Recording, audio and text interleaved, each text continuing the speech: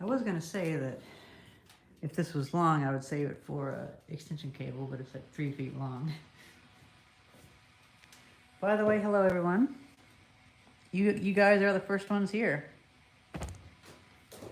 I think this is a good test example.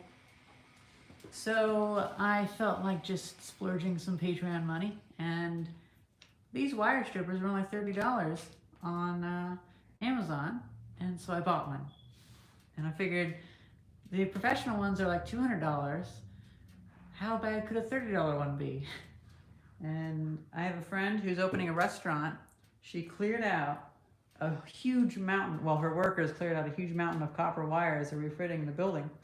And I filled up the trash can, but there's an entire trash can and a half of more wire there. She just wants it gone. And she's all caught up in the drudgery of bureaucratic getting permits and stuff, so I got time. I'm just doing live. I heard voices. Yeah, I'm doing a live stream. Oh, okay. So if this works, I can get a lot more. That was just Rick. So let's see. I think this is going to be an easy thing, because as soon as I opened it up, I had some copper, and this was a piece that I'd kept, like a 12-foot piece for making an antenna, and this is the last little bit at home, and I ran it through it. It worked a breeze. So I think for solid copper, this is going to be great. And this box got kicked around so much.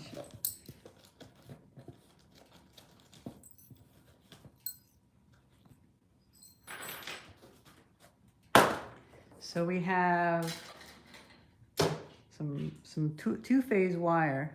If there's a longer one in there, I might keep it to make an extension cord with. But I'm curious. It looks almost like this actually would work with it. So we can look into that. That's gonna be a problem. Whatever surface I put this on, these are gonna jam into the base. So I guess you'd want to 3D print something. Solid core, yep, all solid core. This is not solid core, this is old telephone line, but I kind of want to keep this one in case I want to put like a parallel port on the ends of it or something, or have a telecom system. You know, there was just this one little bit of it, and so I don't really need to scrap it. This stuff is solid core though. Oh, actually, here's a good look at it. So I think I'm not going to strip too much of any of the longer stuff of this because, well, I've been pulling from this selection for my solar panel projects, and I've just been quadrupling it up, and it's a little bit thin. I think it's 14 gauge.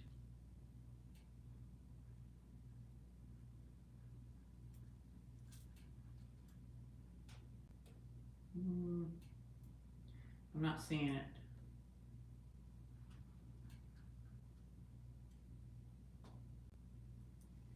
Yeah, I'm not seeing it on there.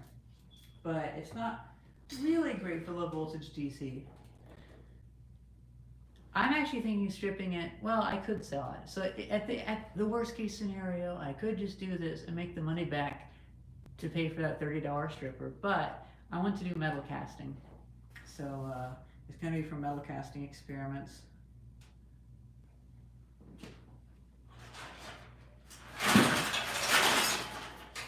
This is a pile of stuff that I had. I also might want to see about making my own alloys.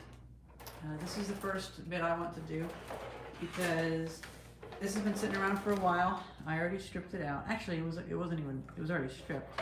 This stuff. Does it say the gauge? Oh, 12 gauge. Okay, 12 gauge.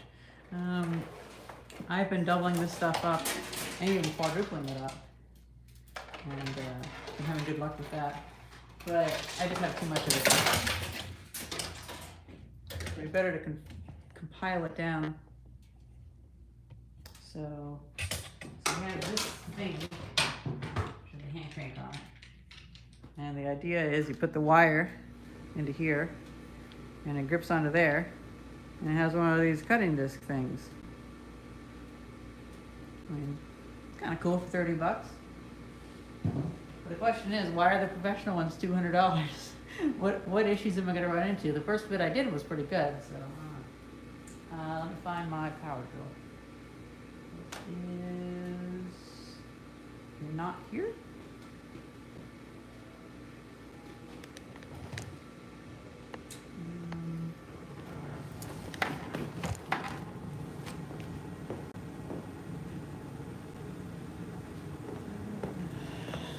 Well, I'll grab a different drill.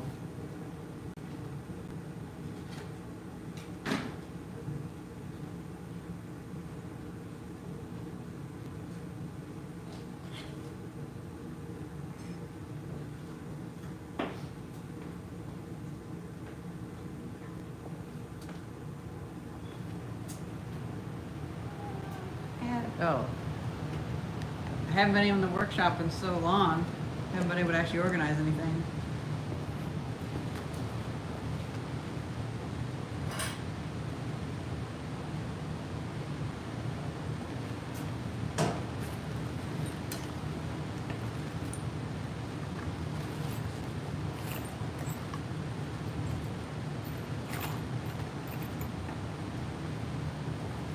Oh, it was actually where it was supposed to be. So it works. I think what I'll do is here.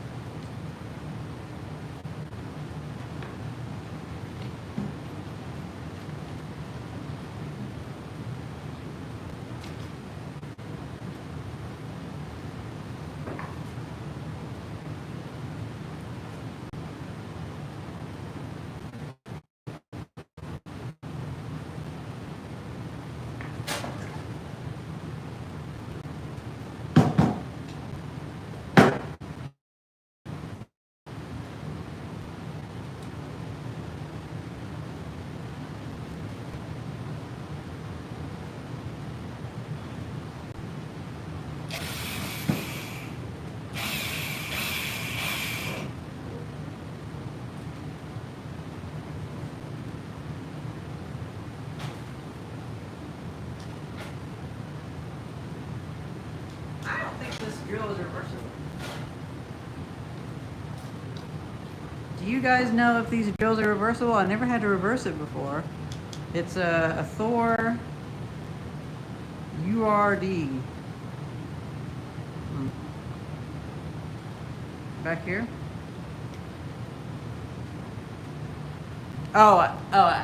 When you said you were back, I thought you meant look on the back of the drill. So we're trying to see, is it reversible? I think it might just be before they even made reversible ones.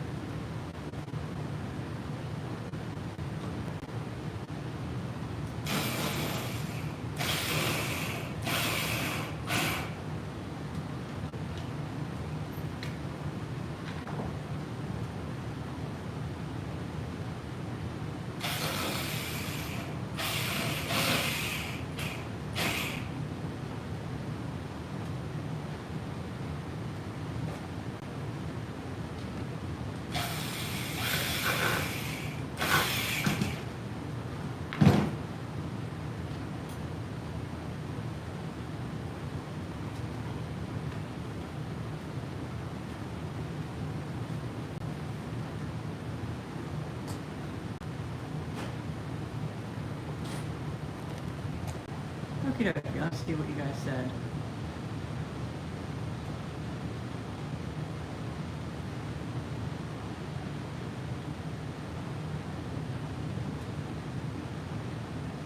Oh, I didn't even check which Wi-Fi I was on. Whoops. Is the video fine? I hope the video's fine. Pretty sure I'm on the 5G network.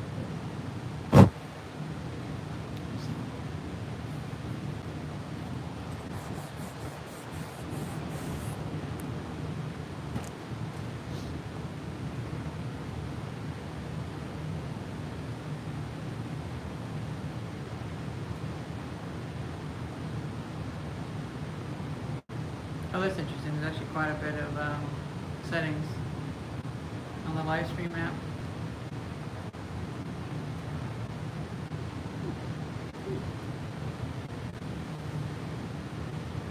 Okay, sound video fine.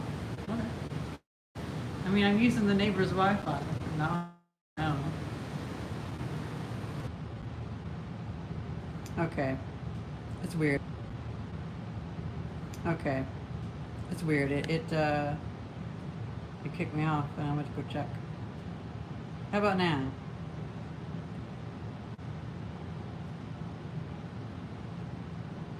Okay. Well, whatever. 5 by 5? I don't know what you mean by 5 by 5.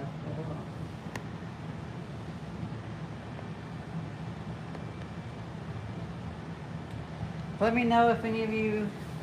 Oh, yeah. Hello, Carrie. And Carrie, don't show the... Don't send the link to other Discords. Like, this is just for our channel. Like, unlike last time. Okay, so let's try this. Oh, 5x5 means loud and clear? Okay.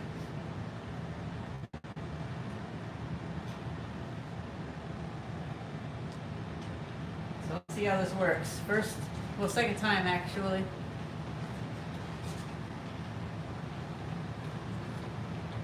Actually, okay. I can see the copper through the cut.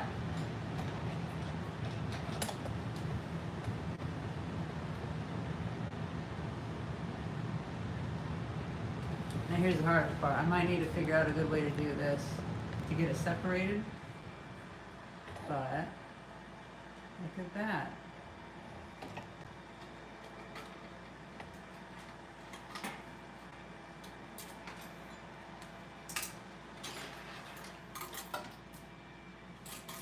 I hear people having all sorts of issues with these things, but this thing's just working. Wow, that is some thin wire. I'm glad I didn't use that.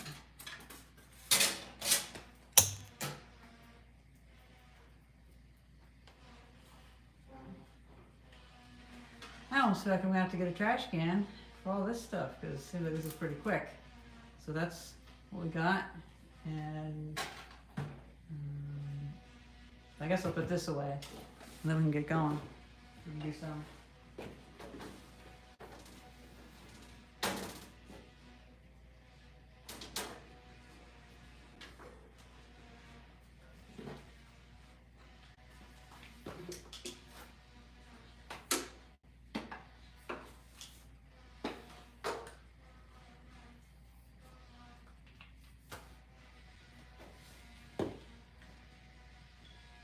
Do I have a smelting setup? I do not, but I'm planning to make a kiln. And then I learned that my friend has a kiln and she wants to bring it over to the workshop. So we might just do that. But I have kiln wire and I have, well, I think I'm going to use some Patreon money to buy some refractory brick.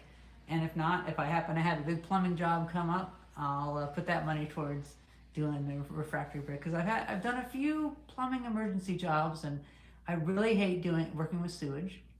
And so I'm charging $80 an hour, which is a really good rate out here in regards to plumbers. But I really don't want to do this work rate. But people keep asking me to do it because they don't want to pay $160 for a professional to do it. So.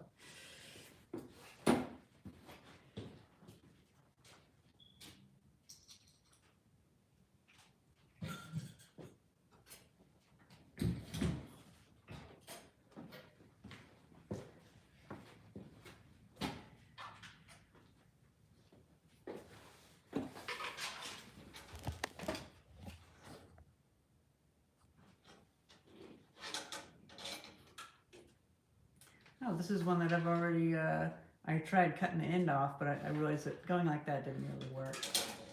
I'm going to start with the other end, and we'll run it into here.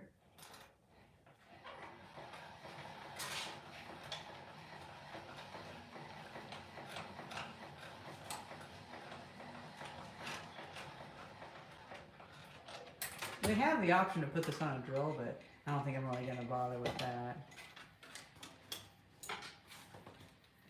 The only thing I wish I had is a scale. I don't have a way to really measure this. I mean, I think I have one, but I think that got lost in the... I think that's in Illinois still. Unless it's in the one box that I haven't really opened. This is working great. This is the brand. Oh, I just changed the measurement by doing that. Oh well. But it's at how you? Yeah. How are you doing? Yeah. Okay, so I'm going to switch you over to the other angle. That's not a Beaver stripper. That is just whatever that brand. I just went with this cheapest one on Amazon. If it was Beaver, I'd pressure them into sending it to me for free. Although I've been asking them to send me stuff for free, and they haven't been doing that lately. They've been too well. It's one of those things where after the holidays they don't care anymore. So they have a big push to sell a bunch of stuff before Black Friday, and then they're like, we're gonna go hibernate. I also have little bits of scrap that I've saved. It's nice to see so many people watching the live stream, because I used to get like 150 viewers from my channel, and then I went to a period of only getting like 30. Okay, let's see. Is there a scale in here? A weighing scale? I don't think I have one in here.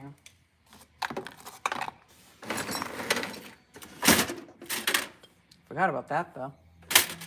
Also some purple heartwood. That's kind of cool.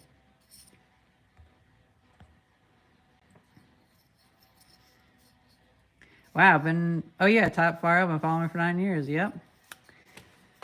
A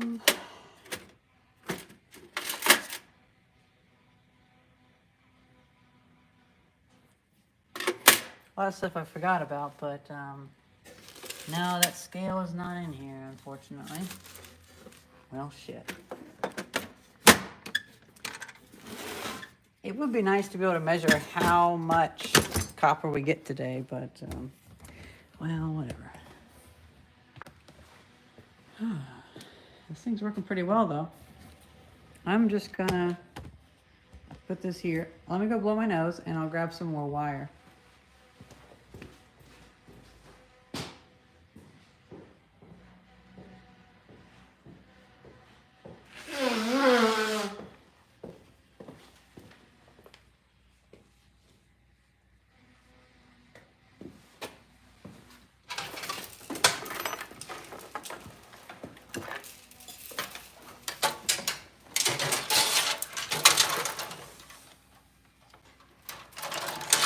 Won't work. I won't be able to see the chat, so let's move around. Copper 3D printer, I like that. Nose maintenance cycle completed, yep. My nose is just always going. Oh, Mr. Landfill asked if the computer tractor feed paper box sells paper in it. It's full. It was a brand new box. I got it given to me. It's a brand new box of tractor feed paper. So I was like, okay.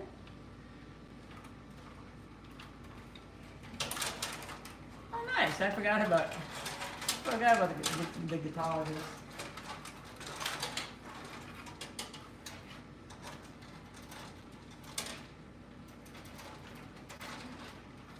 I was thinking about him a couple months ago. Yeah.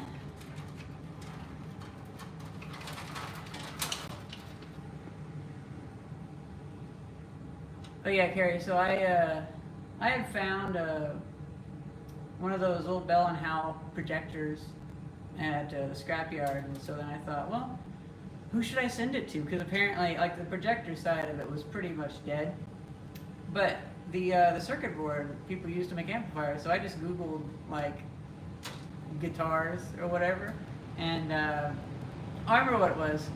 Bill at the 1925 house restoration, he had mentioned that years ago he'd seen his videos. Oh yeah, he has political views that I don't agree with, but I was like, you know what? I got a electron tube amplifier. I'll send it to him, and he was pretty happy about that. Hello, Mr. John Mumot. Okay, so first thing this thing's got to deal with is these weird little crooked ends.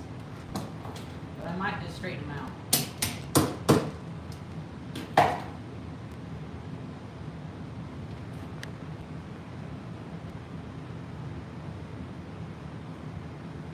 Yeah. You know, Top Viral, that reminds me of in Texas, if you get caught with laboratory equipment like glassware, you're considered a drug dealer.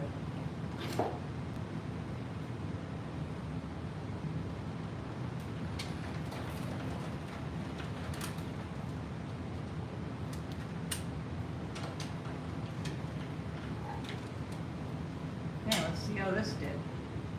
Now this is a little bit of a trickier type. Okay.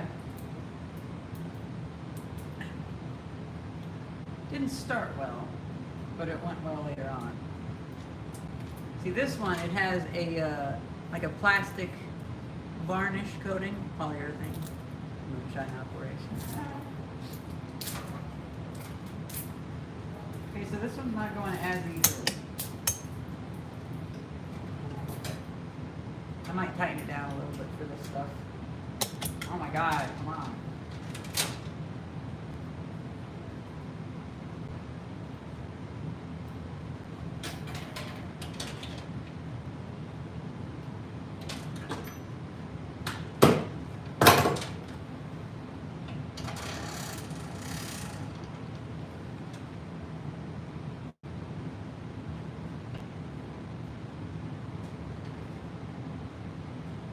Oh, wrong hole.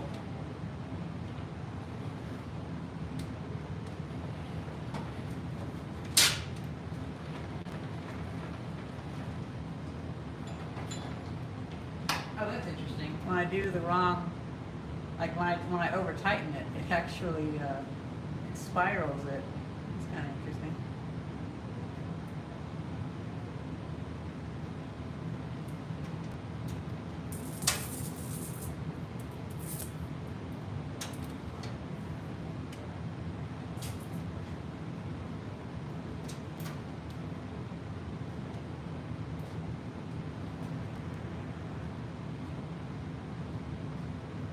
Well, thank you, CMH3 Studio. Yeah, I enjoyed doing the 1925 house videos. I'm really glad we were able to get that for Bill. Out here, I think now that I moved to Philadelphia, it's just working better with my skill set. I don't really want to do all this hard work, but there is a need for it.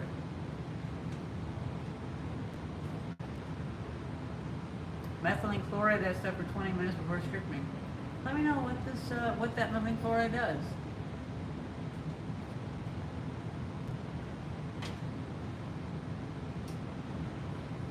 I also have an announcement coming up. I'm going to be getting a storefront pretty soon. I don't know what I'm going to do with that though, because there's a lot of crazy people around.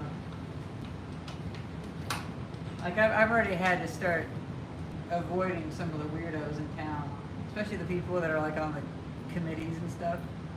It removes and makes it softer. I think that might actually make it a bit of a mess, to be honest.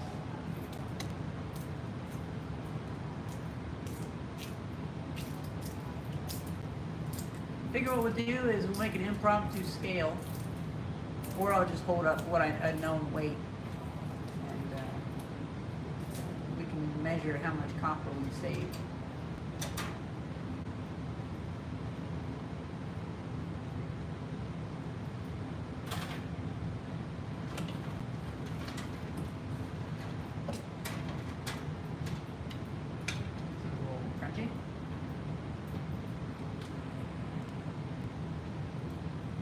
Oh, okay. Doesn't make it sticky, makes it soft.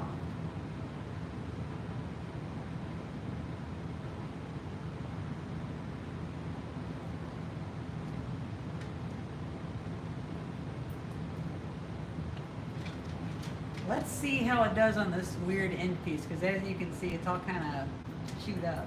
So.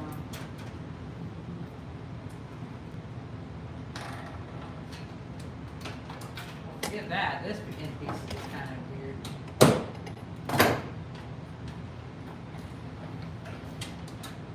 And I let off a little bit. It's a little too tight.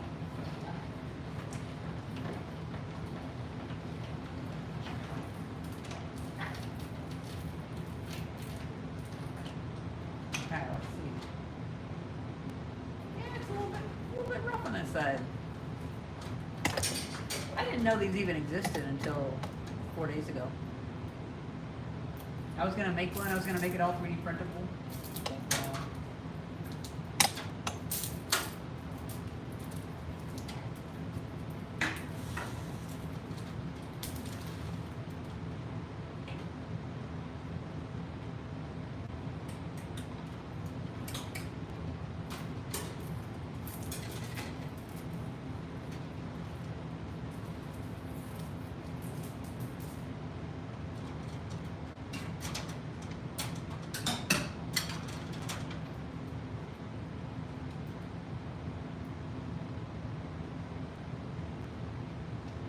Let's see, the weight of this.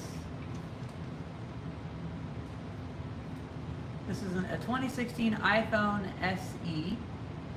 Was it like 150 grams, something like that? Yeah, you can sell random copper wire as scrap. I was actually thinking about that. What the other person had mentioned.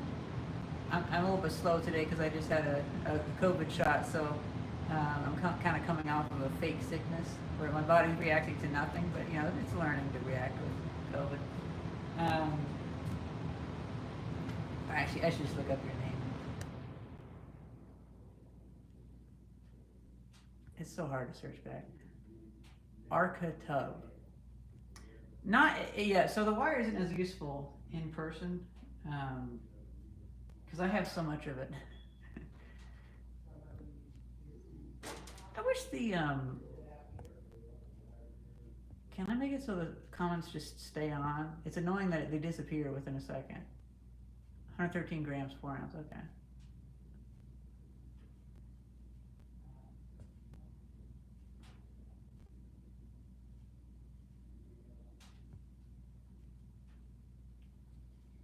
This is just annoying that it's fading out all the comments. Thanks for the measurement. Okay, so this feels like maybe it's like 80 grams, something like that. This is a little bit more. Okay, so each one of these is like 80 grams, something like that. Yeah, something like that. Oh, I should probably tell Thais that I'm streaming. And I have my code off screen so you can't see what my code is.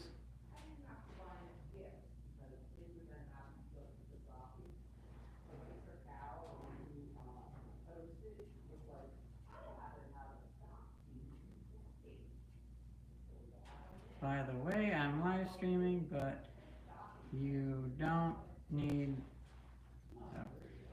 to watch. I mean, my spelling on my phone is terrible. I mean, I have to go back a lot, you know. She was a little bit upset that she took a nap during my last live stream, and I was like, hey, you have a hard time napping. Take a nap. I'm glad you took a nap. That's a funny emoji, top viral.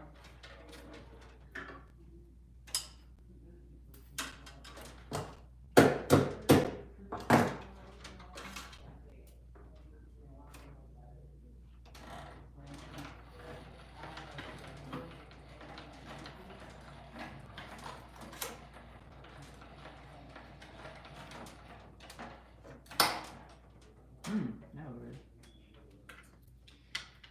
Let's see. Do I need to have a pair of pliers for this one? This one's kind of squirrely. Okay, no, you got it.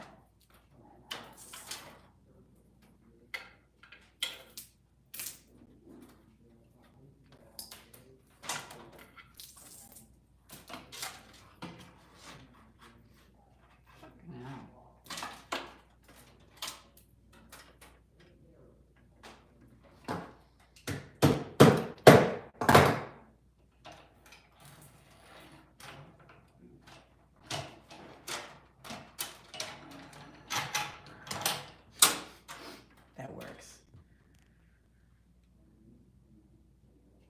That's interesting that you can't tag.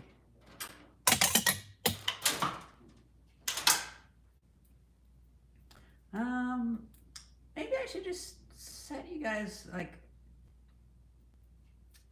the ability to comment whatever, you know. Oh, there's all sorts of things, all sorts of settings, but that's what I hate about minimalistic design. Like these icons are just icons, they don't say what they are. Well, thank you, Peter Mead. My DIY work I do. And that's funny. I was trying to read it. You were saying you like what I do, but I was trying to change the grammar in real time, and it messed up in my head because I'm a little slow today. I'm going to be doing a lot more DIY stuff. You know what's funny is DIY, if you go far enough, you end up just being a professional.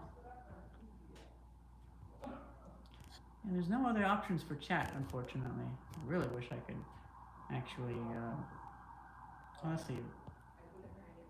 No, that's not setting either. There's like no settings for this. I'm just clicking randomly on the screen now. Hello. Well, let's get down a little bit lower, a different camera angle. I'm not a huge fan of the interface of YouTube, but oh well. Look at our copper. Our copper's kind of grown up a little bit. Another one of these. I can't remember which panel these came from. Oh, I remember. I think these were from Outdoor Lights. So they're kind of crunchy.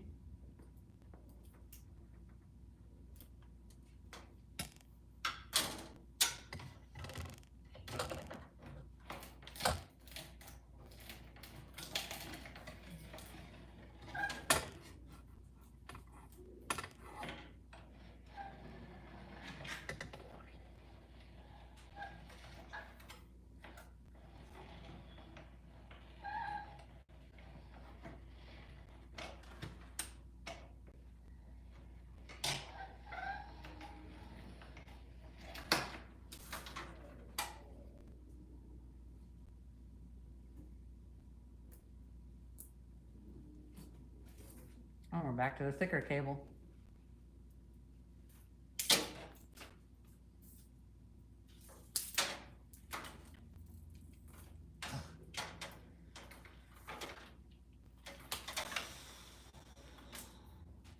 This one's a little bit hard. Young Physicists Club. I think I remember your name. Yep, you're a long-time subscriber. If I had my PC, I could actually see how many years you've been subscribed. Because it does show that.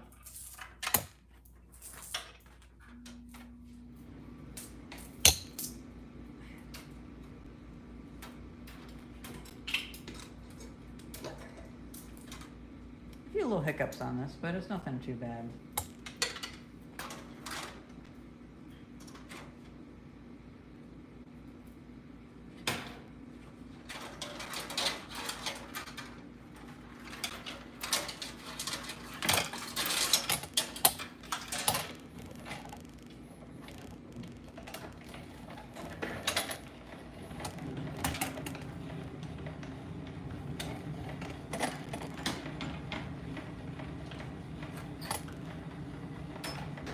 It's a long one.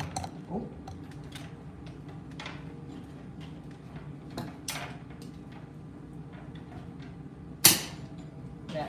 That bend in the wire messed everything up.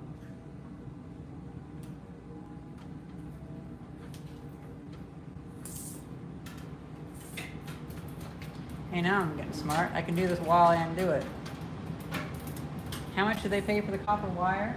Well, it's solid copper, so it would be $4 a pound, I think, but I'm not doing it for scrapyard money. I mean, that's always a backup plan. But what I want to do is get enough so I can actually melt it down and cast it, maybe make some jewelry or something. Yeah, Young Physicist Club said, he said to me whenever I was working on the liquid rocket engine, yeah. I wish I could get back into that, but the thing is with that, it scales up real fast. You start burning a lot of money. You know, I got to the point where I spent a couple $100 on it, but boy, it's a lot of money.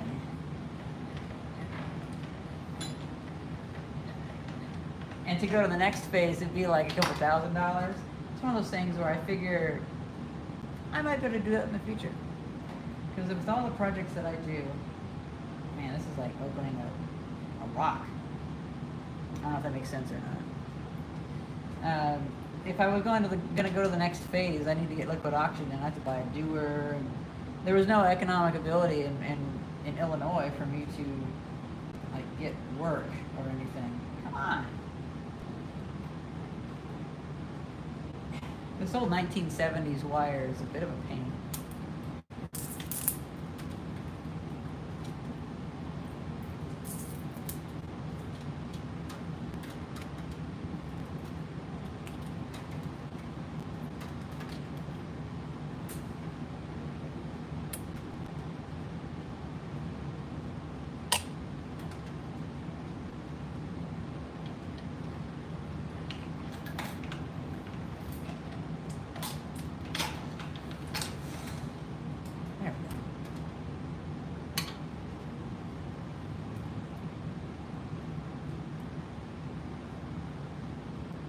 Oh yeah, I guess they might actually, I guess they could sell actual bars of copper.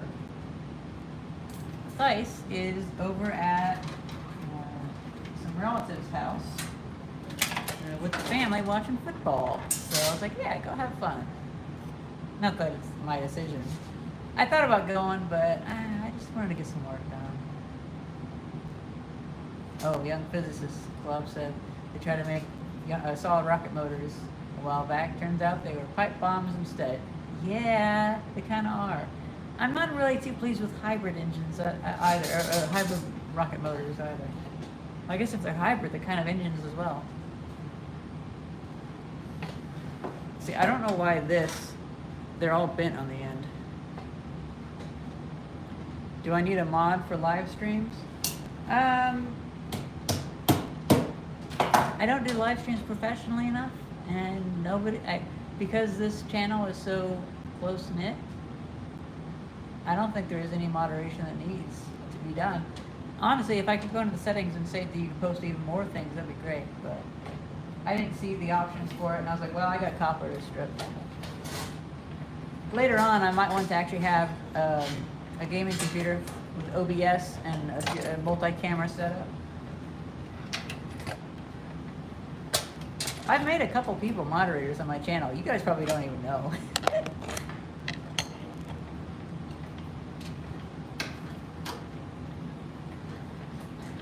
Oh, neat. Fusers, yeah. I recently came across, what was it, Fuser.net? I think I ran across that like 15 years ago, but I didn't remember it. I thought it was pretty funny.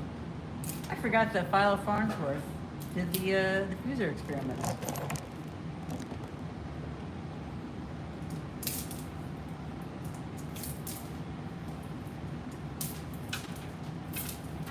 Oh yeah, I need to start doing this while I'm cooking it up, because otherwise it just becomes way too long. I really want to get my 1951 Emerson television to our apartment, especially because all this stuff is going to move in a month. I know I've hinted at it before. I only learned like a couple days ago, but yeah, I'm going to get the building that the battery, the solar panel stuff is in. I'm going to have that for a time.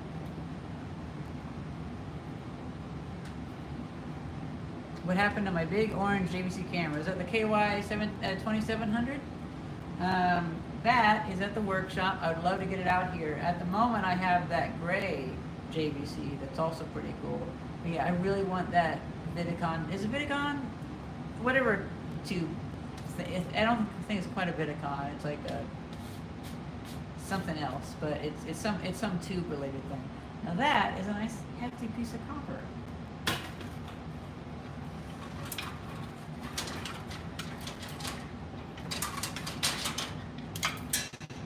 But yeah, so everything in here is going to be moved into the building that has the solar panel stuff on it. But you know, it was going to be a bit of a cleaner thing, but Claire, who runs the LADC, which is through that door, you know, they got to use that building for free for storage for a long time. And well, my friends who own the building, they asked me, because I had asked them that I was thinking about saving the money to rent that building, but but they decided, well, they would offer, and so that works. Only $250 a rent each month. That's not too bad. Not bad for a bigger space. And plus, I want to jack up the roof in this building because the roof here, it's kind of, well, in that area, it pools water up there, and that's just driving me crazy. And it's not going to be fun to have to move scaffolding and stuff around in my workshop. Plus, this isn't a really great workshop. It's just, it was just a room that was available. But I kind of view, I mean, I've made everything modular, so it all worked out. But that's also one reason why I wanted to get this now is, you know what, I'm just going to cut this in the middle. This end is just too, it's just too eaten up. And then I can feed it in backwards. Just the end.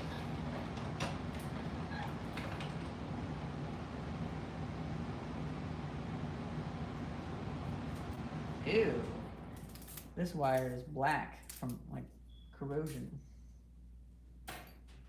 Well, I should actually turn it over.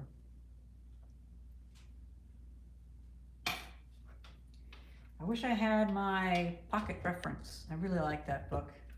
I have, I think, the 1990 something, 1995 edition. Because right now, I would look up at what temperature does copper melt. So I have, let me just save that here. Let me get my copper wire, my Kanthal wire.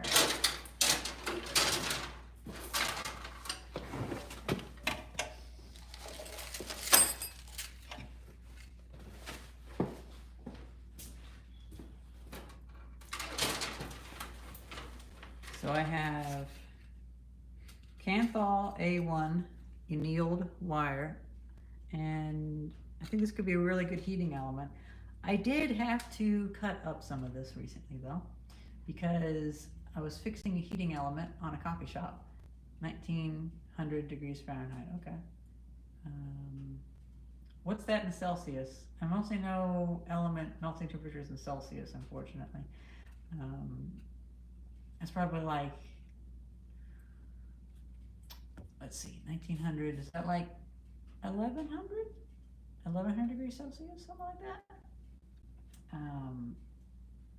Anyway, so I think I'm going to build myself, okay, a little bit under 1100. Okay, cool. You know, I used to love all the different temperature measurements when I was a kid, and I had them all kind of memorized a little bit. I'm still kind of in that phase a little bit, but I've had so much other stuff in my head that I just can't really, flip back and forth as well. I'm definitely not one of those people that, I'm definitely not one of those people that's like, oh, I hate Fahrenheit, or oh, I hate Celsius. Which it's honestly mostly the people that, it's mostly Americans, well, some Europeans, mostly Americans that hate Fahrenheit. But a lot of people that use Fahrenheit, they're like, oh, yeah, I know Celsius too. It's not really a big deal. And Fahrenheit, I think, is useful for personal measurements. because like with a Fahrenheit temperature measurement, you don't need as many digits. It's actually a little bit more designed for human body temperature. 0 is really cold, well, for the Midwest. See, here's the issue where you get to, where I know some people that are like, oh, 0, that's like death temperature. It's like, well, I mean, okay, I mean, where I was living, 0 Fahrenheit is pretty cold, and 100 Fahrenheit was pretty hot. And so it's like a good, like 50 is pretty good. So for me, I feel like, you know, Fahrenheit works out pretty well for personal measurements. And Celsius works out pretty well because they're bigger numbers. But they're not really localized on the human temperature scale quite as well as Fahrenheit. Celsius would be better for something that doesn't have to do with comfort, like well, pretty much anything to do with tools, anything to do with metal melting. I also like how Fahrenheit has a kind of like a fantasy style to it, like a bit of an antiquated feel, just for being different.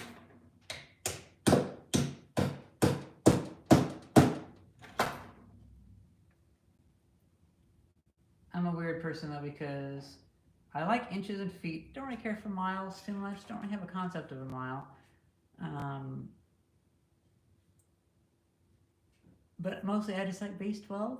I like base 12 a lot. It's easy to divide. Also, I feel like with a centimeter, although whenever I'm working with a lot of dimensional stuff or geometry in my head, centimeters work pretty well. But I think that centimeters still kind of strike me as a little bit too small. It's like the opposite of the issue that Fahrenheit has, where anytime you're going outside of human scale, a human temperature, with Fahrenheit just has, the numbers just get way too big, because it's too much of a delicate measurement. And if you go much lower, it's also kind of a little bit too small of a measurement. But whenever it comes to centimeters versus inches, I feel like centimeters kind of scale up a little bit too fast. Like they're almost too small of a measurement. If there was something that was like 20 centimeters, that could be pretty good. But that's basically an inch. I would say actually a good measurement would be a little bit bigger than an inch. Let's say about 32 millimeters, something like that. Let me see if you said anything. Well, I guess that thought of mine was boring, huh? Didn't hear anything from you guys.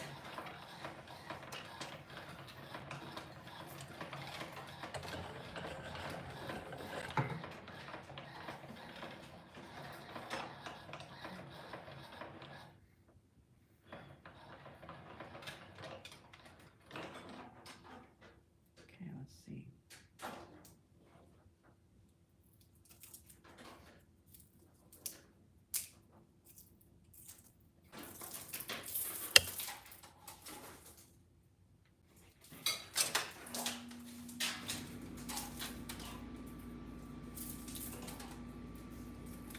You know what? Screw this. Oh, never mind, I won't cut it.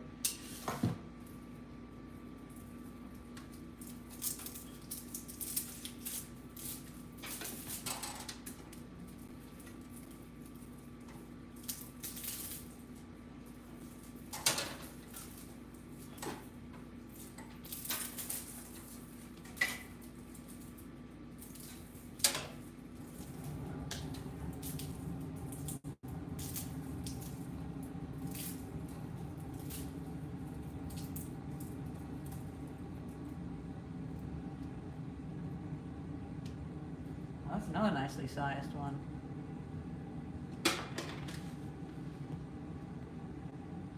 It's annoying that the whole way of the user interface for live streams is annoying on YouTube. I think this might be, oh, okay, we have some more wire actually. Once I finish with this wire,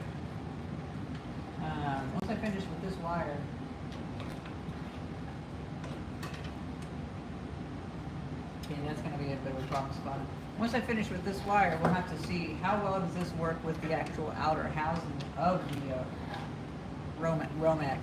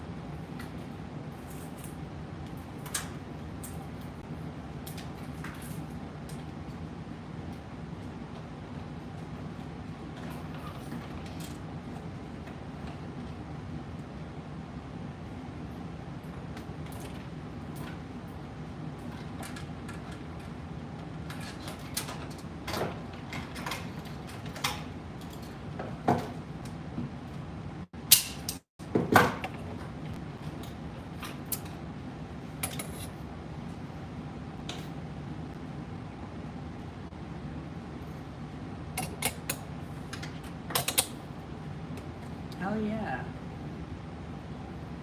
Fusers are one of those things that you have to have a really high vacuum for that. Like you have to have a diffusion pump. I can't remember, but I always find it interesting how plasma can be affected by magnets.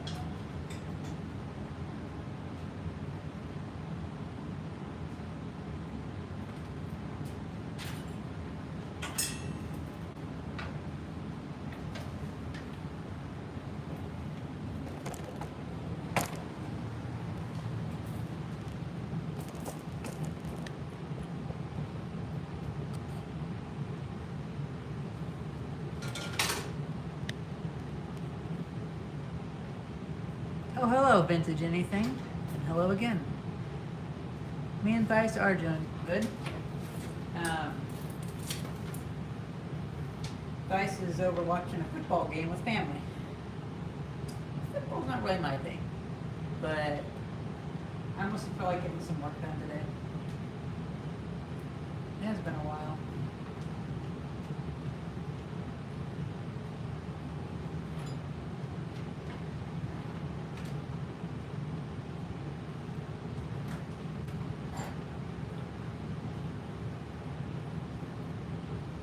Yep, stripping wire.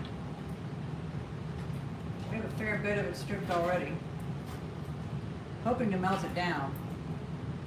But, well, I spent $30 on this stripper. If I don't end up doing the work to build a kiln, I could just scrap this for $4 a pound. Or it might be best, as somebody else pointed out, it would be best to actually did I just run a wire through here? Oh, it's this one, right. It might be best to actually melt the copper and then sell ingots.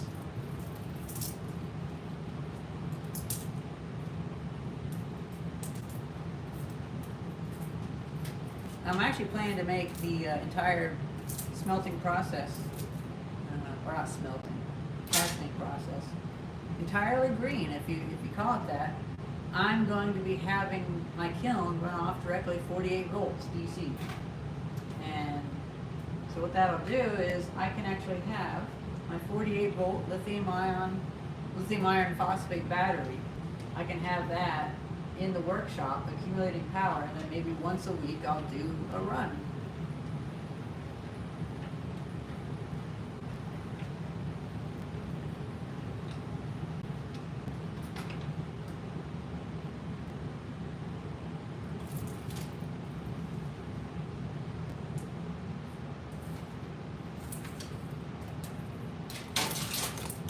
also happen to be friends with the owner of the local gold and silver shop, so I might be doing some of that. But I don't know if I'm going to be filming that because I think he has a lot of gold and silver, and he's a very private person.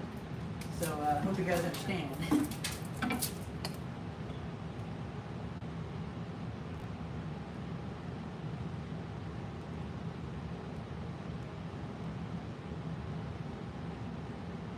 Yeah, Gary, this is pretty efficient tool. I'm actually kind of surprised. I was expecting, because it was so cheap, I was expecting it to actually be a bit of a pain.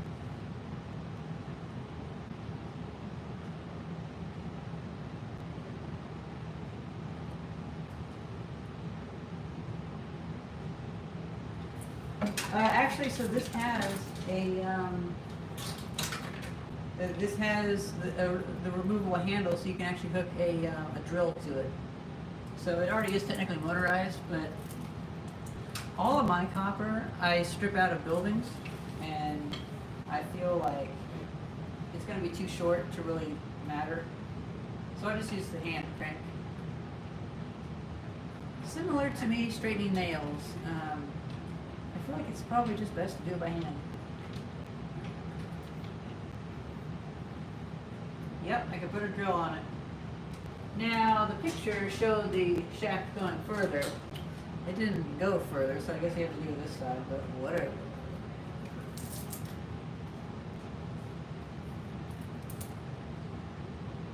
I'm just flabbergasted that it actually works.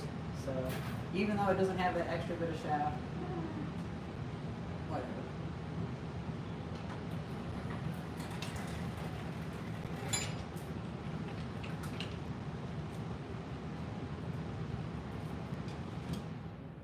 You were thinking a belt transmission. Yeah, that could work. I kind of wonder though, because a few times I've had it pop out, and I wonder if it would get caught up and irreparably harmed.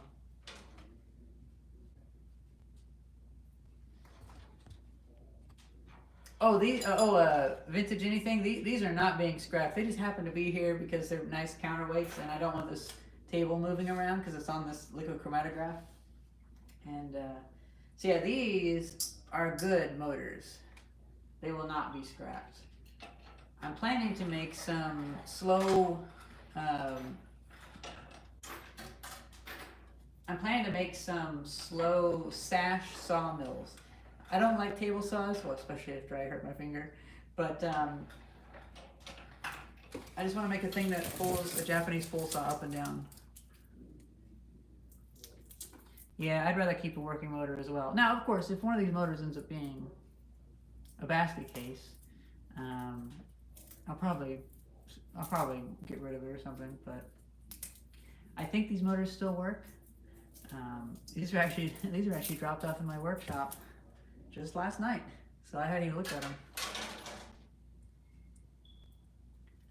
Do you still have the electric bike that you made last year? That was nice. I like that. E-bike that I made last year. I don't think I made an e-bike last year, did I? I've made a lot of e-bikes in the past. Let me know if... Which e-bike are you... Because I've gotten a lot of e-bikes. I haven't made e-bikes in a while. Now that companies offer to send me them for free, I've started reviewing e-bikes that I already made. Oh, that was a number of years ago. That was like 2020. One with the basket. Oh, that one. That was 2015. That wasn't last. Yeah, that was a decade ago. That was in California. That was across the country, and I did that. The sidecar was in 2020. The tricycle, the cargo track. I put 4,000 miles on that thing. That thing owed me nothing, as Theis would say. Ended up cracking the axle on it. Yeah, it's been a while. I've had, well, I've built, yeah, 4,000. I've built, well, when that one failed, what was it, on Deanza Boulevard? I can't remember. It was one of the roads in, because I used to live, well, you guys can actually look this up. So I used to live in Campbell, California, and then I would go west. It's a nice sound that this does. So I lived in Campbell, California, and I would travel west and then up. What's the road that goes by the Apple campus? Because even though I worked at Apple, I didn't go to the Apple building, but I drove by it because I worked in Sunnyvale, because we had an office building in Sunnyvale. Whatever that road was, I had one of the wheels snap off on me on that tricycle.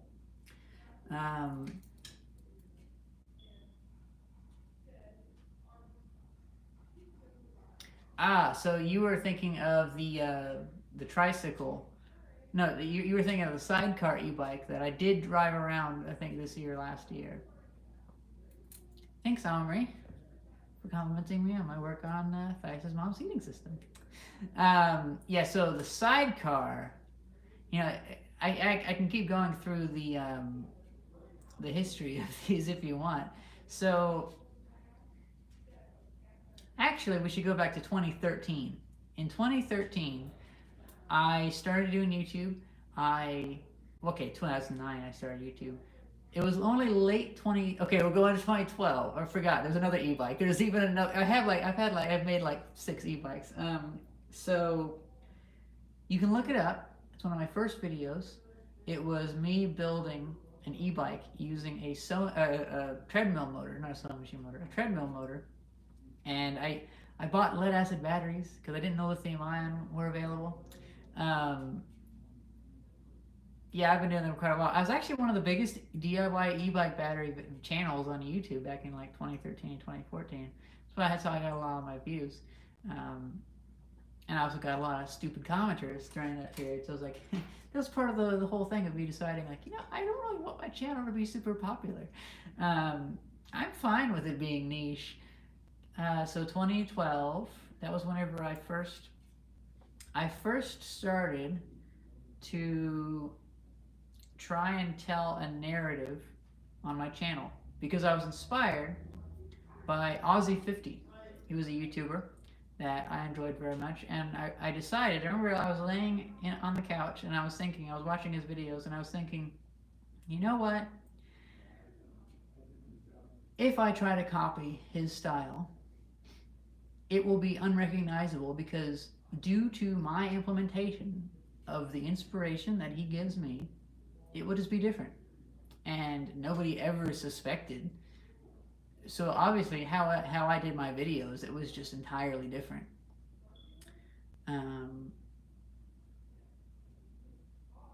Oh yeah. No worries, Omri. I don't expect you to know what road that was. And so in late 2012, that's whenever I started trying to have like a story arc in my videos, where have like something I'm trying to do, I try it, and then we see what the resolution is. Kind of like a Mythbusters episode.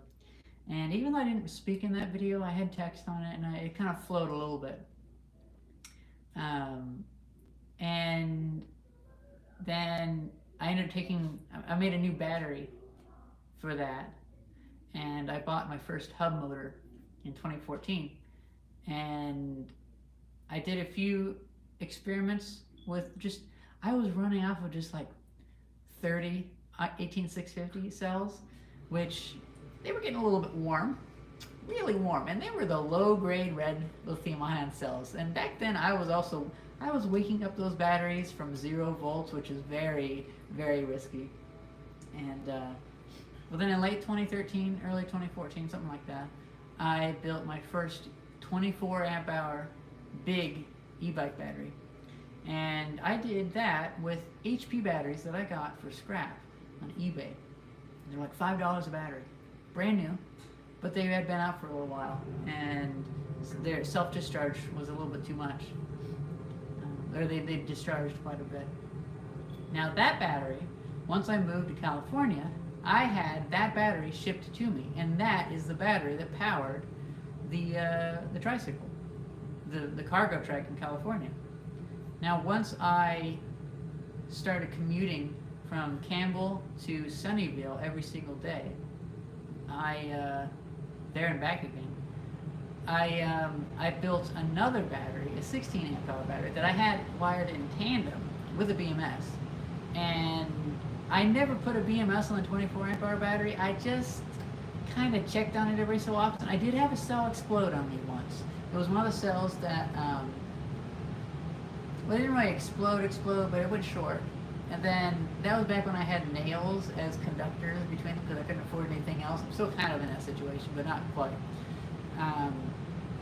It actually, I had enough batteries in parallel that when that battery failed, it melted that nail. The nail became a slow blow fuse. But that battery happened to be on the output terminal of the big battery. And so what happened was it blew. I didn't know about it. And all of a sudden, the voltage of everything just dropped 4 volts. And it would be fine, but it was in this weird state where I would drive it for 2 miles, and all of a sudden I would just lose power. And it would just slowly wind down. It was because I was reverse driving that last 18650. All that power was going in reverse through that 18650.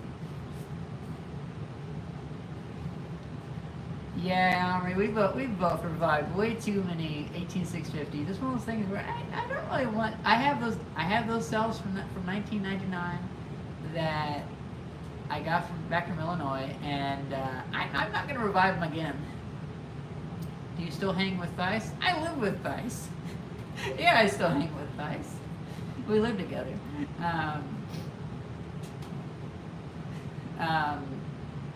It's kind of funny to ask. You mean that Theis, right? There's no other Theis in the... Yeah. Oh, yeah. Me and Theis hang out quite a bit. We live together. So whenever I I'm trying to remember my data. Whenever I crashed my tricycle, I actually had to ride it back on 2 wheels. It was kind of funny. I blew through a few stop signs, and there was this one that a cop was there, and I just went by because I was bouncing the thing on the side, and because one of the wheels broke off on the back, and he was just like, okay, and oh, hello, AH377. I'm just talking about the history of my homemade e-bikes dating back to 2012. And so yeah, whenever my axle snapped on my 2015 cargo tricycle after about 4,000 miles, I tried fixing it, but it didn't really work. And I tried building a new back half. I ended up just throwing it away, and I took all the electronics, same 2014 battery, and put that on the cheapest bicycle I could find. Oh, hey, there's Theis, Tai Chow. That's the other nickname for Theis.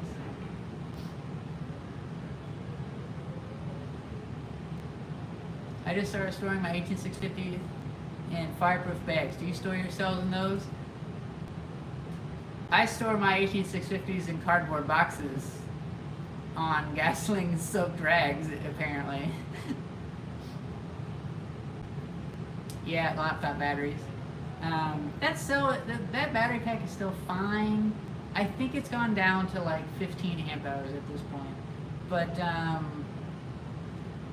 I just don't trust it. I've just let it flatline, and hopefully it doesn't burn up the workshop in Illinois, because it's there. 11 degrees. It's a little bit warmer here. It's like 32. So then, when I moved back to Illinois, I got that one bike. Let's see. Do I have a picture of it?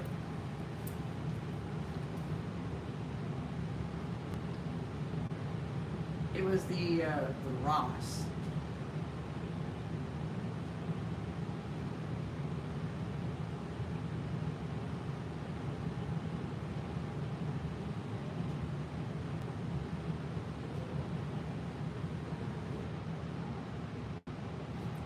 So I had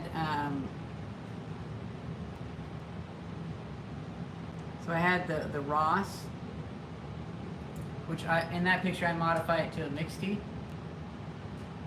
Oh yeah, 1010. Thais narrated the introduction for the past two videos about the boiler work. Here's a picture of me trying to get a picture of the lunar eclipse early in the morning. Wow, that didn't really work. But I had some cargo stuff on the e-bike. Let's see. Here's a picture with it holding a shovel. I wish it would focus. Let's see.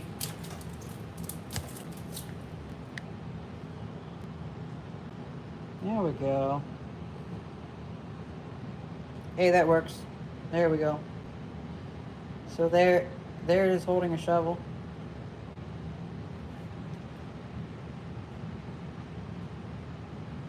Oh, here's one.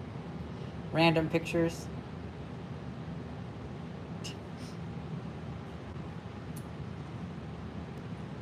This was a place.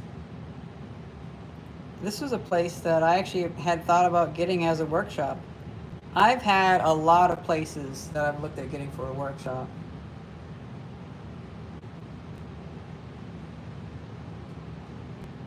This workshop actually didn't last me very long, to be honest.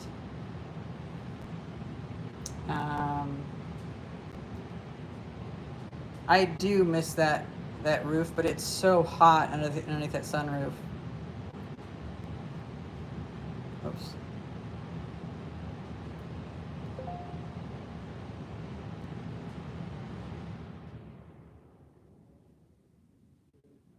Oh, let's see. What was that?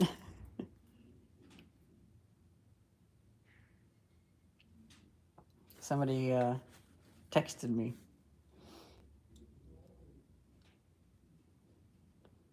All my comments on your channel appear to be disappearing. Is this a mistake? My account is Tech Howden. I was just watching your stream and realized my comments seem to be getting automatically spam filtered. If this was a mistake, would you please be able to fix it? It might depend on how you're commenting. Isn't that funny how this came up? By the way, isn't this weird? Like all the suggestions. Yeah, these are floppy drives. There's actually quite a few good computers back here, monitors and stuff. That's interesting. Well, Tech Howden, I don't really know what to say. I don't have a whole lot of control over this simplistic YouTube interface. It might be that you're posting links, or it could be that you're posting too many comments. Yeah, I can't see his comments either. Oh yeah, that's not an 8-inch floppy drive. The 8-inch floppy drives are back in Illinois. That's to carry, by the way. Okay, let's get back to talking about this stuff. So I do kind of miss that work area, but it just never was what I wanted it to be, honestly. Oh yeah, YouTube also just silently deletes posts in general. I have so many of my comments get deleted and shadow banned. This is back whenever I was playing Shadowbringers.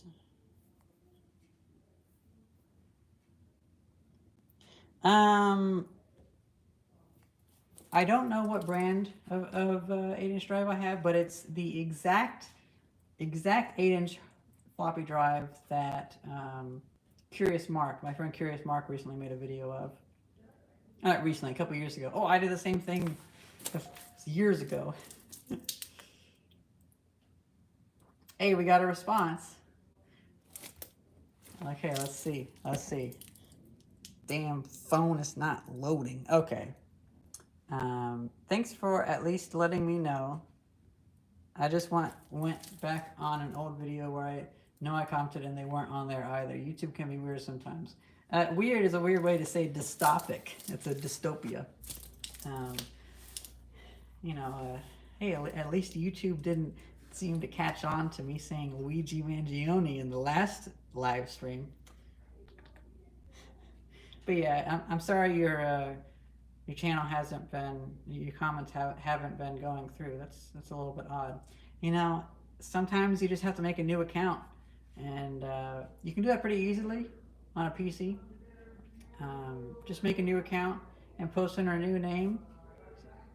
Sometimes you have to do that. It's funny, but whenever I changed my YouTube name in 2019, my views shot up. So it's like all the shadow banning for my videos. That's why the 1925 house videos got so popular. Is because I had changed my name, my channel name from Renoa Super Genius to Renoa's Auspicious Travails. And all of a sudden, all the shadow banning just vanished. Which isn't that weird. I don't know if I have any more pictures of e-bikes. I do have this one though. This is probably the one that you were talking about. And that one is pretty cool. Kind of leans a little bit though. It actually kind of leans a lot, and it also has oscillations, and it's not that great, but well, I think it's time for us to experiment with stripping more copper. Extending the tripod.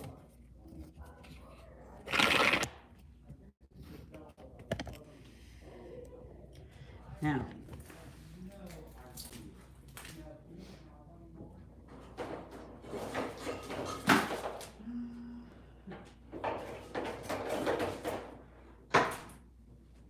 let's see. Is this solid core wire good for extension cables? It might be. Like, I think I might make an extension with this. Let's see how long it is.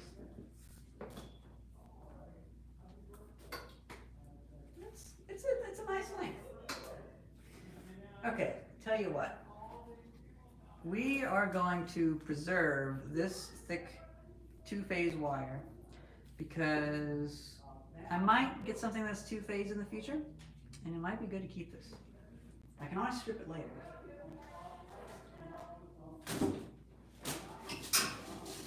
Let's test it out on this though. Let's see how it actually strips.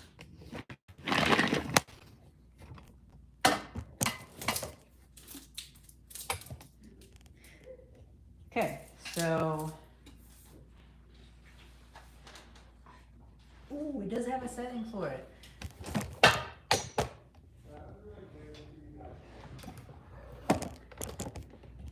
A lot of you guys weren't watching earlier when I mentioned that I'm moving workshops. There'll be more information in the future, but I'm going to be getting a storefront actually. I don't know how to feel about that because I kind of want, it's the natural progression of starting my own private hardware store, so not have it be private. But there's a lot of weirdos around town. Like me and Theis went to this committee meeting, and I mentioned how I was wanting to make this was years ago, how I wanted to make a business with doing recycling or something. And this one lady was just like, or not recycling, but craftsmanship stuff, and with a little bit of recycling on the side, and open my appointment only, high locked doors. I'm actually thinking about having it open on Saturdays, kind of like an electronics group. But yeah, this one, like, of all the people, only this one lady was interested in me. She kept being like, hey, I really want to have a dress made of 2-liter bottles, just so like a recyclability of the environment or whatever. And I'm like, no, I'm not gonna make you a dress out of 2-liter bottles. 2-liter bottles are clear. That's weird.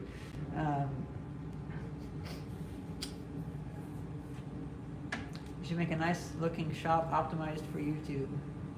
Yeah, it will be. It'll be good for live streams. Right. I'm being an idiot with this. So, how do you do the frickin' focus without doing the comments? Gosh. Okay, well, I guess focus is dead on this. You don't have an option unless it's flipped around. But I'm just gonna undo these. Undoing these 2 bolts. Nah, that bugs me that it's so zoomed out.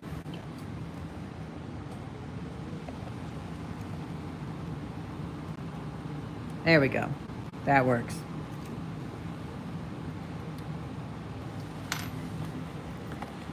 So this. Eh.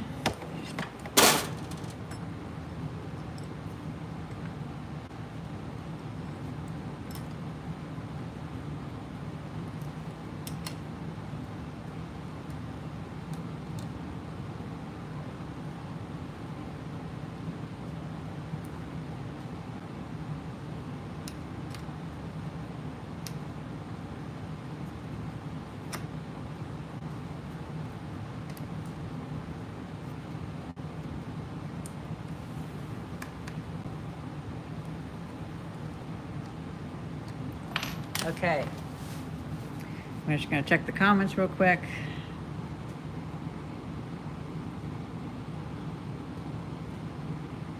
Oh, hello, the Imperiums. Hello, I'm Tech Howden. Does anyone see this now? I do.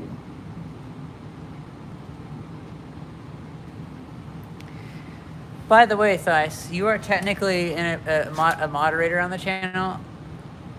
Like 12 other people are moderators on the live stream too, but I don't know who I gave it to. I just gave it to a bunch of people. There's probably a few moderators here, but I don't know if there's functions.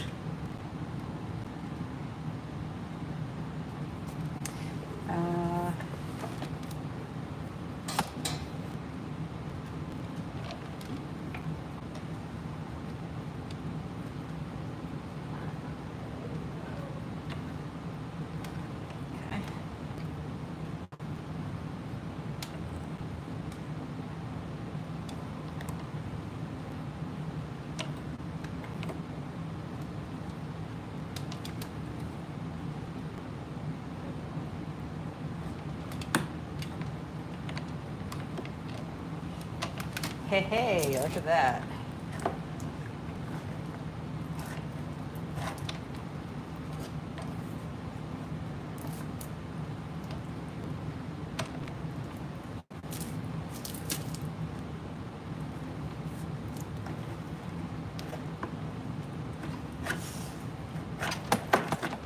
Ugh. It's a little bit of a pain though, because there's just so much wire in here. It's really thick. And this is why I got the motors on here.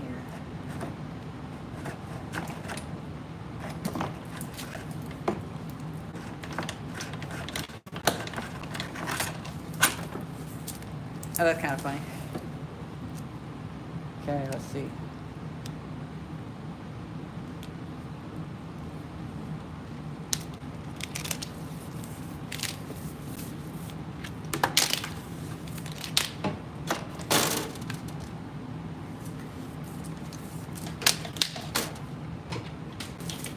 It's like Japanese nutweed.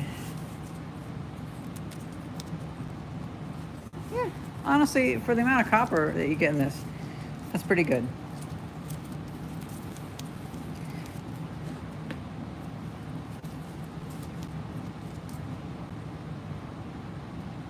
Mod's name shows up blue. Oh. Well, if the mod's name shows up blue, I know Tai Chow should be moderator. So I wonder, did YouTube scrub the moderators from years ago? Because this is like 2020 that I last did live. Okay, let's see. I'm making people moderators. Who wants to be a moderator?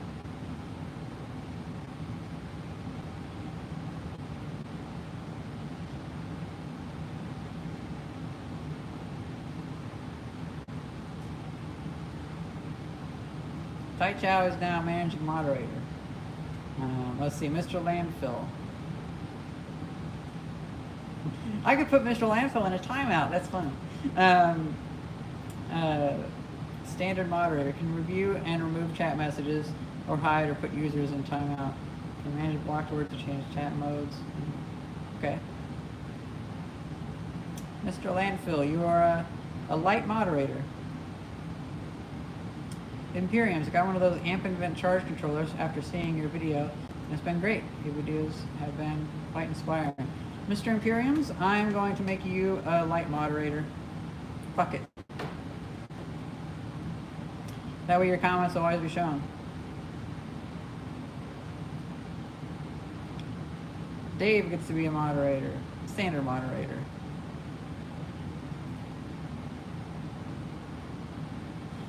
Architub, everybody gets a blue check mark if you really want it. Call me Elon Musk. Okay.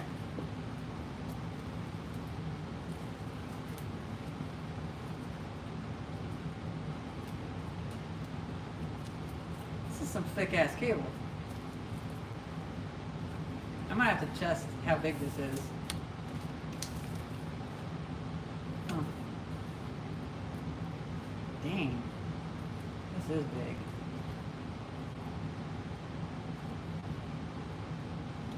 See, what's nice is I can make a lot of people, I can make a lot of you not moderators, because, I mean, if anybody runs amok and I have to ban them because they're a bad moderator, that's just like internet stuff. Blue Spanner comes with great responsibility, yeah. I wonder if there's a way to get your other account, Mr. The Imperiums. I wonder if there's another way to get your account approved. Don't be ban happy.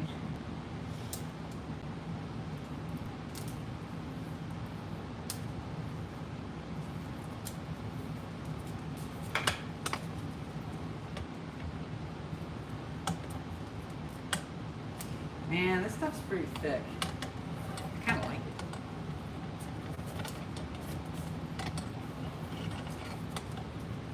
We're gonna have to see what size this actually is, because this might be a bit of a special thing. This might be 10 gauge, which in that case, it might be good for solar power, but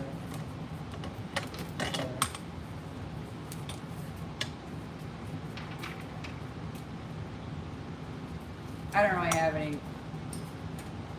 I don't have any rules for the live stream. There's only 49 people watching. Like, it's not that big. By design.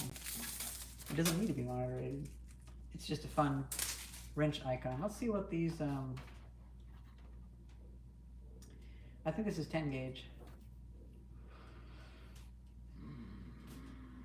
Tell you what, I'll get rid of the white one, but we'll keep the black and the red one.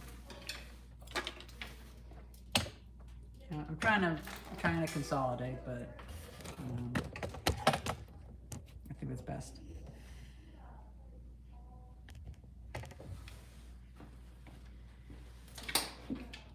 I don't want to set this thing back to tiny again.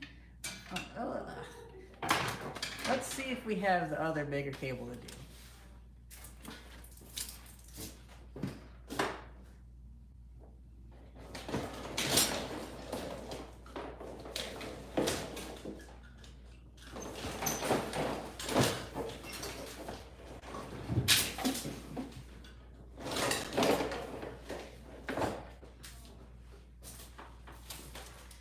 Well,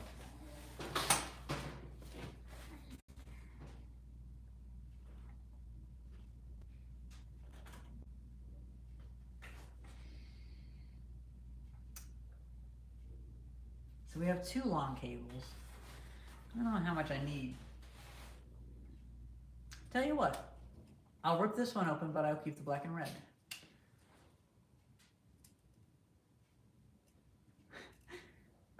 When you make big money from the copper, you can buy a second one and leave one set small, one big.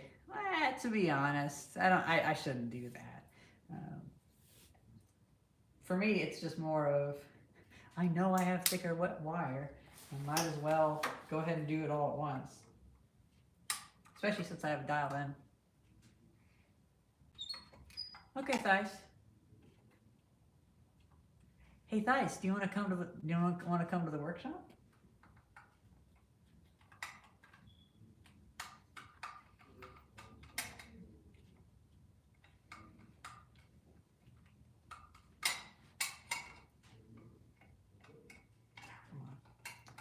Well, I guess Thais didn't see that. What's the biggest size of wire that tool can accept? Well, I seem to think it's not so much the wire size, but this is about the biggest size of wire it can do.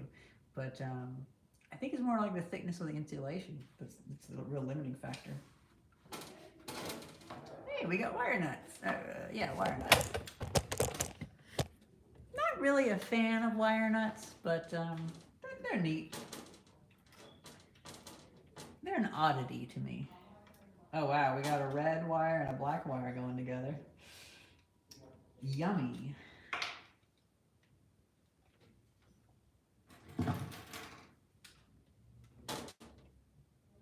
Oh hey Lori.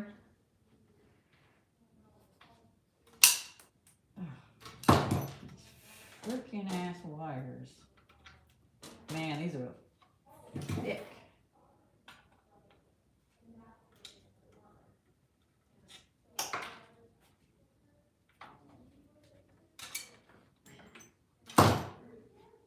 I'm just cutting these off because they're a tiny bit. I can take them off later, but that kind of squirrely end, it's just not going to cut. It's not going to cut well in this thing.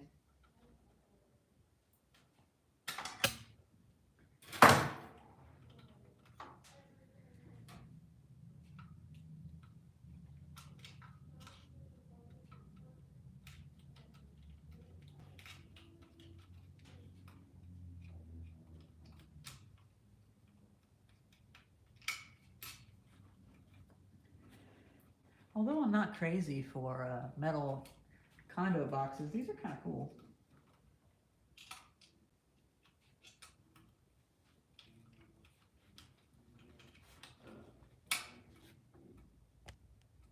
Everyone says wire nuts are bad, but Americans do apologetically. Did Americans invent wire nuts? I've switched over to using Vago connectors. Man, this is too tight in here.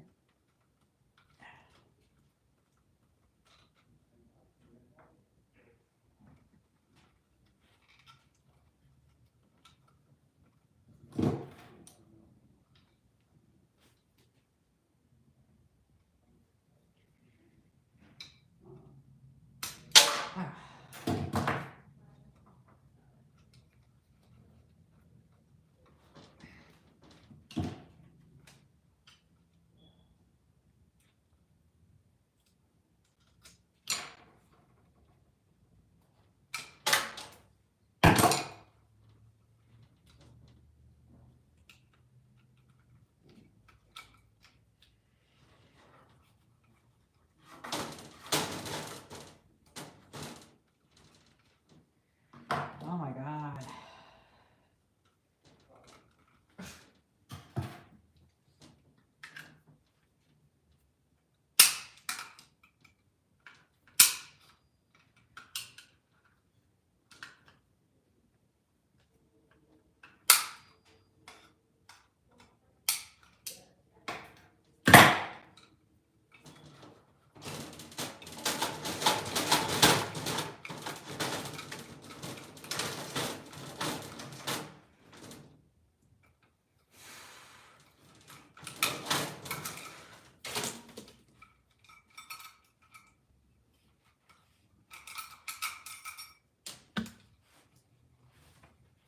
I didn't even notice this little nubbin right here.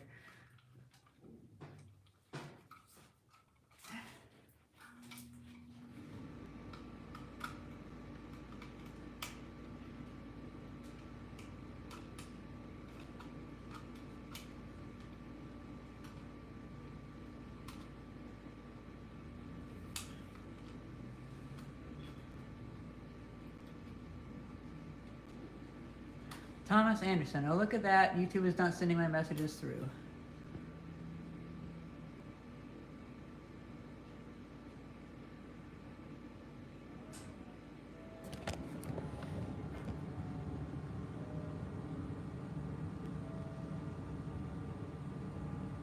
Oh, I see we're still on the Vago connector conversation.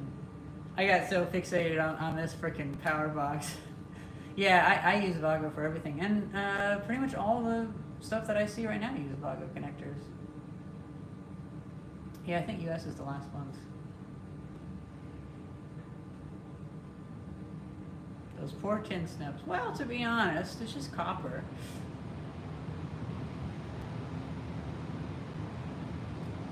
hello, Guilherme from Brazil. Glad you like my videos.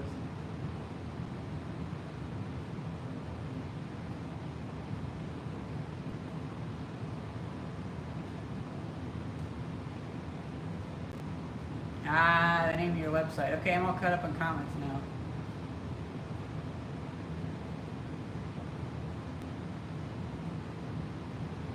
Yeah, likes get removed by YouTube. Which is a good idea, because even on like my channel, there's so many spam comments of crypto scams, and you just can't have that on your website. Thomas Anderson. Well, I happen to have a metal lathe that I love. Let me pull a picture of it.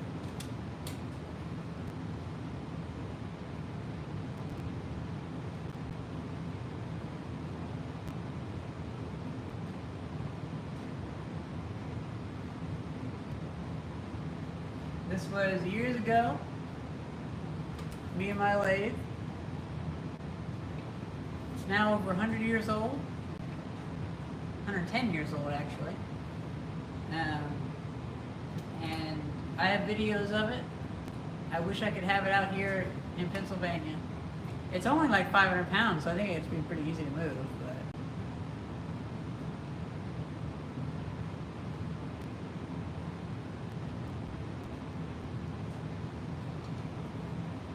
I really love that lathe because it's a belt-driven one.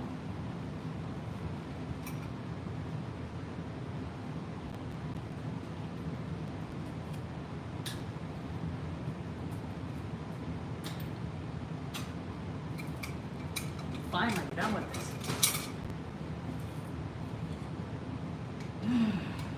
Fuck me now.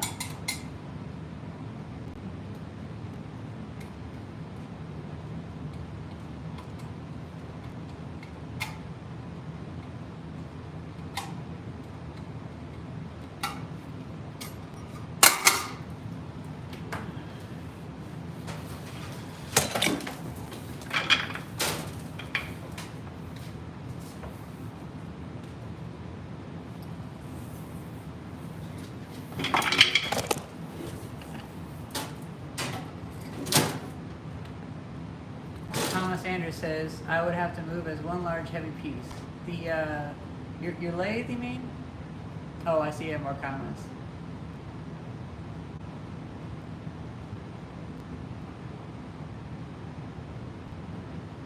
Yeah, mine, oh.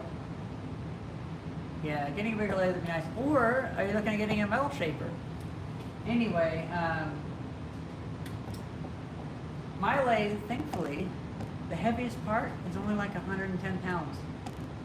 So it comes apart really easily.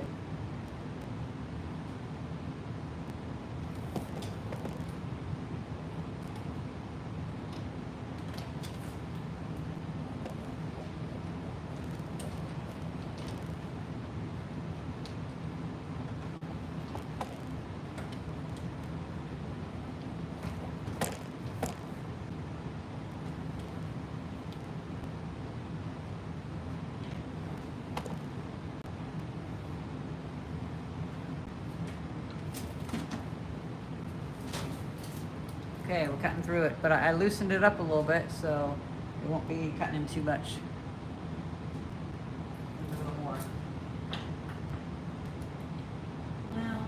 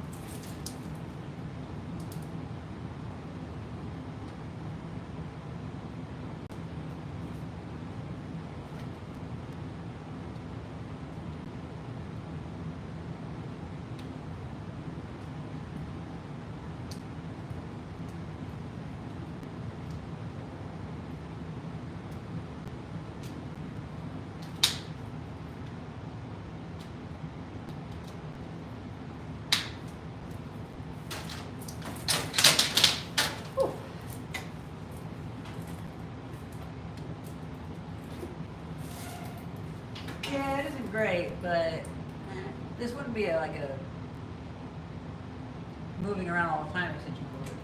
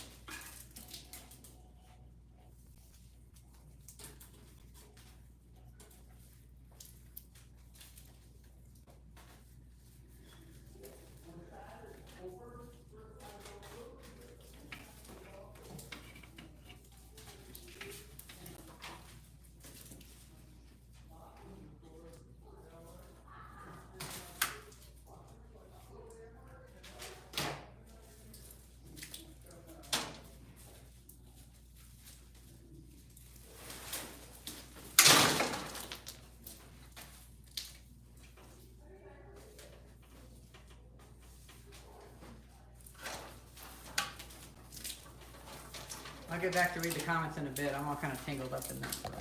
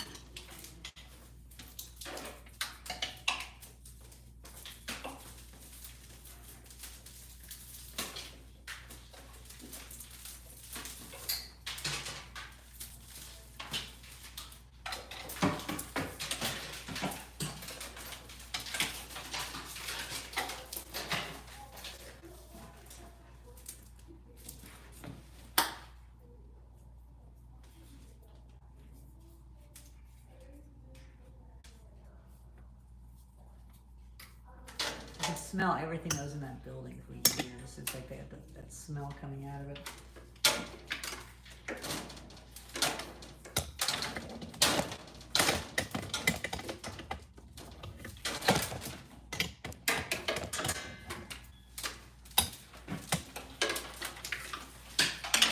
You know what? Let's just get this one out of the way. Oh, I have to flip it over.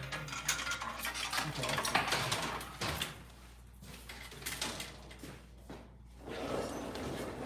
Oh, there's more. Okay, well, there's more of that cable. So I have to do more. Let's see what the comments have been saying.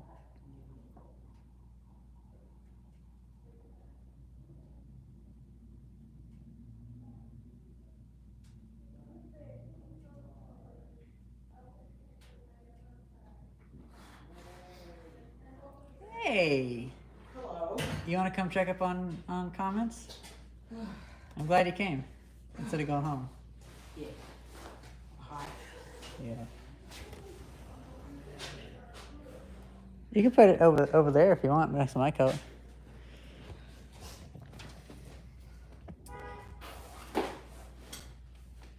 Where the fuck was that horn? I don't know. It sounded like the horn was right. Okay, whatever. I don't know. You want to come over here? Wow. This thing works a treat for $30. I know. Okay, so, Oh, this is cool. yeah, It's tinier than I thought. it is. It's like really, it's gonna be easy to stow. Yeah. I'm probably gonna put it in my toolbox of little odd brass stuff. Right. So at 4:33 p.m., Thomas Anderson said, "I have some CNC equipment, but my first CNC was made entirely from salvage stuff I found, other than motors and the board back in 2000. Amazing what companies toss out. It is." So that is a hand cranked slitter. It is. It sounds weird to call it a slitter.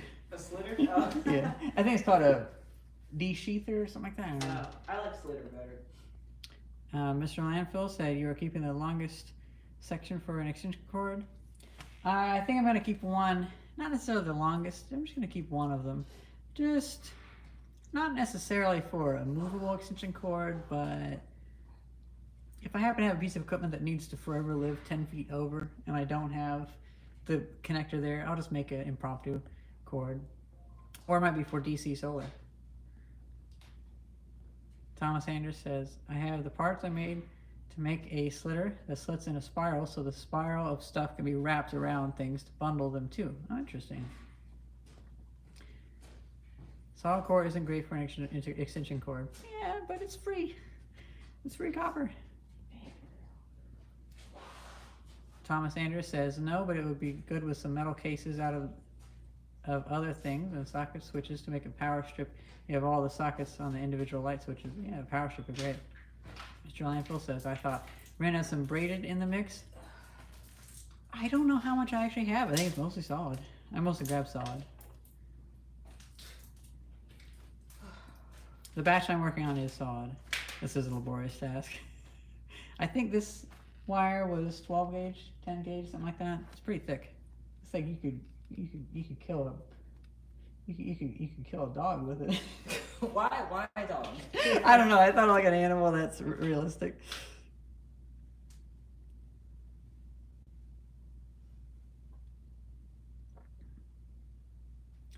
Canal Dude GK, have you used Linux yet? I remember seeing your video installing it on a server. I try to use Linux about every 5 years, and I just get annoyed by the user experience. I feel like there's things that are just forgotten, and it's why I usually don't like games that programmers make. I like games that people that have a good imagination make. Well, similar with operating systems. There's not a whole lot of really good documentation, and stuff changes way too fast.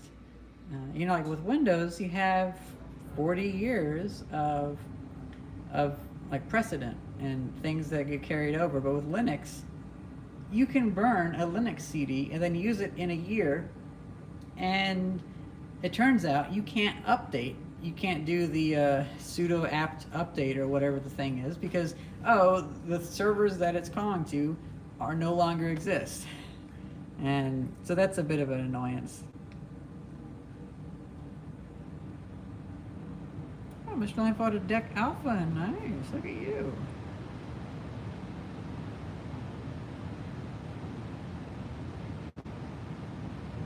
Linux is good until something breaks and becomes super difficult. Yeah, that's the thing. And I do like Windows, but I like Windows offline. Have you tried Bazite? What's that? Linux Mint. A lot of people do recommend Linux Mint. I'm gonna blow my nose real quick. Keep saying, like, I haven't stopped Yeah. since I came All in. this shit it's like getting my nose crazy. Well, it's also really cold out, which is my excuse. Yeah. But this is awful. Actually, you know what? Could you just bring me the box of tissues? Yeah. I don't feel like kind of move. Thank you. If you want, we could end this live stream eventually. Oh, there is a little grounded cable. We could end this live stream eventually, and we can get a bunch of eating. Yeah, I'm hungry. Okay. I didn't know you had this big microphone. Yeah. Yes, it's like a wire that big. We have a Got all the small wire. porch in here. Yeah, we do. Got like $30, enough to buy one of these. No, really though, like there's so much plastic here. Well, actually, it might be like this. This ain't no wire, this is string. Yeah. This is going over here. Hey, you know what?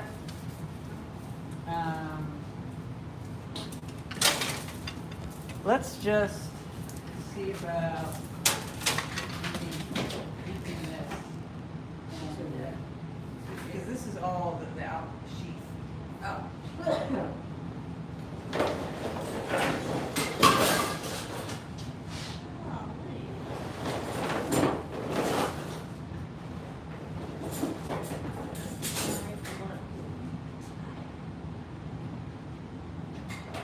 You want to pick this stuff up and throw it in there? Oh, the string? Yeah. Yeah, sure. Some of this cardboardy stuff, make sure it doesn't have any copper in it, but Oh, yeah. yeah, you're good. Because I just realized I might have been going too fast, and I might not have properly separated the two.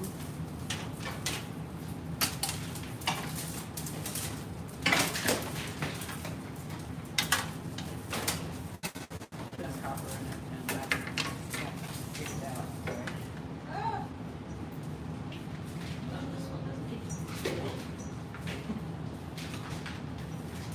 I came over here to help you clean up, apparently. Thank you. I guess I moved that too much. Yeah.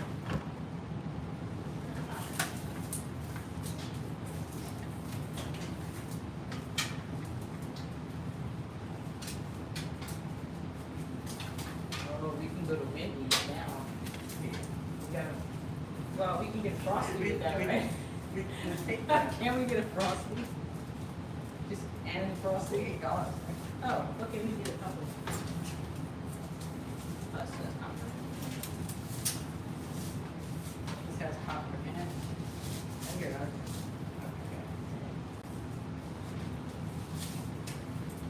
Yeah, so this like 10 gauge wire is actually pretty good.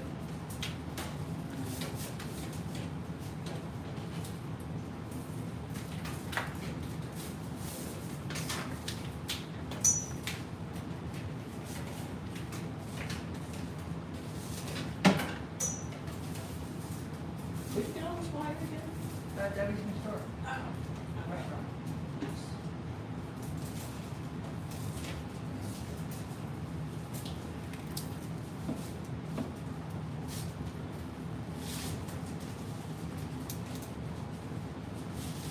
Yeah, so we got this.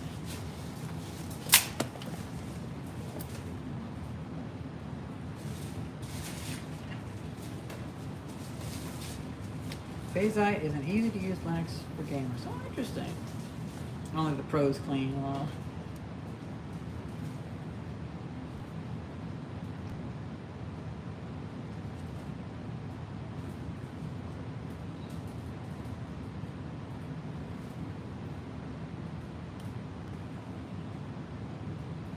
I believe those non-copper strands in the thing usually are for extra strength, so it should be stronger than the copper itself to avoid stretching the copper. If they can be split, you can use them as banding that you can count on not breaking like the fiberglass tape strapping tape. Yeah, I was actually thinking about that. If I wanted some of that stuff, I could actually use it as almost like a twine. Oh, thank you.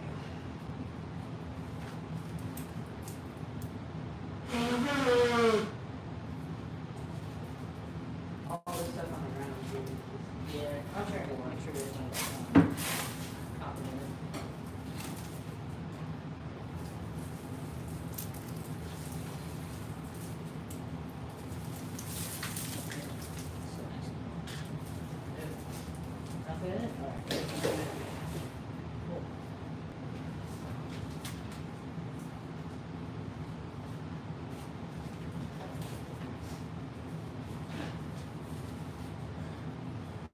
we have a third wire, because this was a restaurant after all.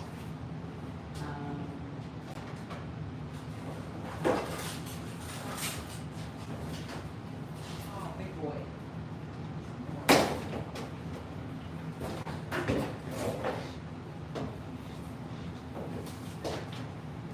You know what? I'm gonna get. Earlier in the live stream, I had opened up this toolbox over here looking for a weighing scale. And there was a nice big flathead screwdriver.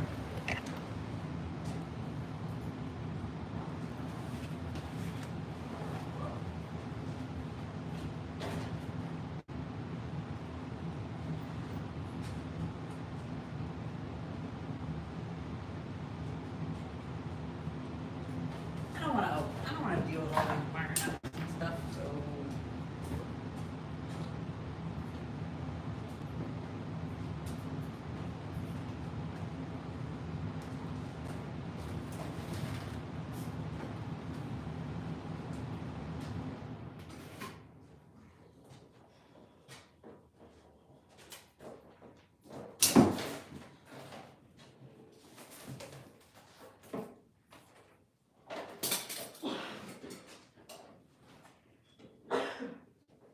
Yeah, the dust is pretty bad. Uh-huh.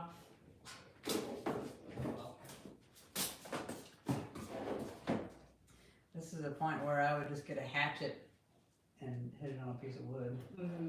This is a pain in the butt. I guess I'm flying at me somehow. No. I don't know.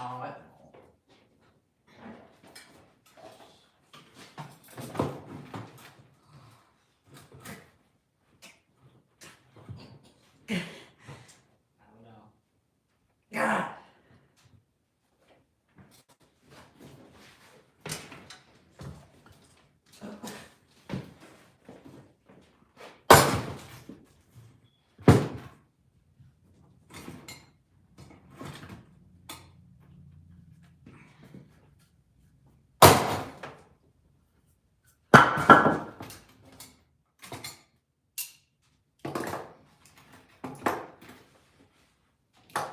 It worked. Of course it worked. I thought it would.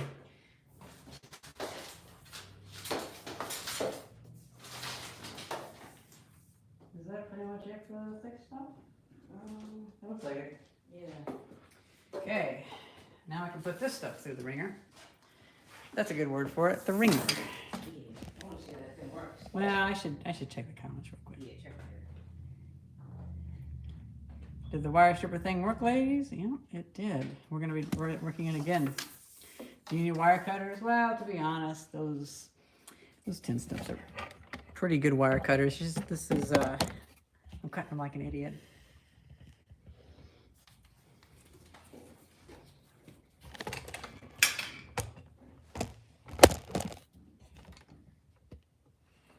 I actually missed you using this Yeah? earlier. Well, you know, watching the game. Yeah. So I get to see how it works. Oh, with the big one, it's actually better to just yank it through. Oh, the crank is. Oh, everything's happening. I got to tie my shoelaces. Oh, I see how it works. That's cool.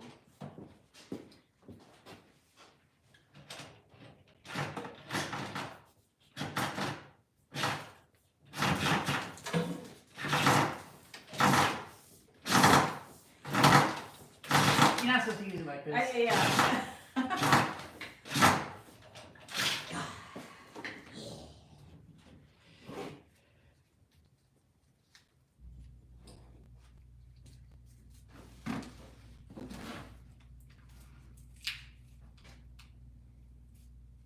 Did it cut through? Well, there was this long trail. Oh. It did. Okay. There was just this long trail. Tail that didn't cut.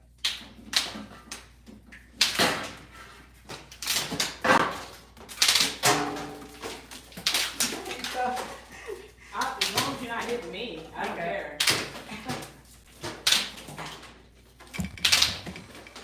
See, it's stuck. You probably don't want to touch it. My hands are dirty. Like, Okay. Yeah, my hands are dirty at this point. Just touching the So because this is so thick, and the twisted cord is so thick, it doesn't cut in the valleys as much.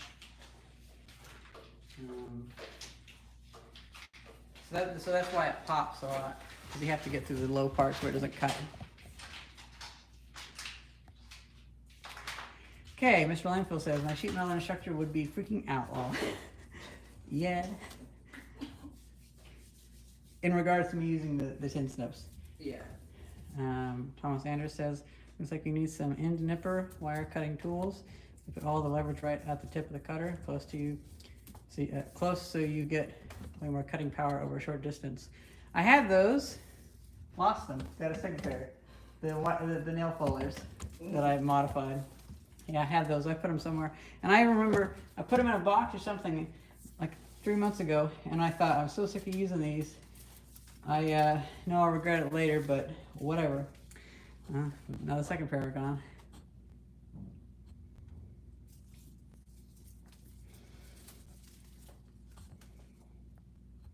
You need to rig an electric motor to it. That's hard work. Well, to be honest, the reason why I was pulling it through was because on this thicker wire, because the wire internally is so oddly shaped because it's a spiral, it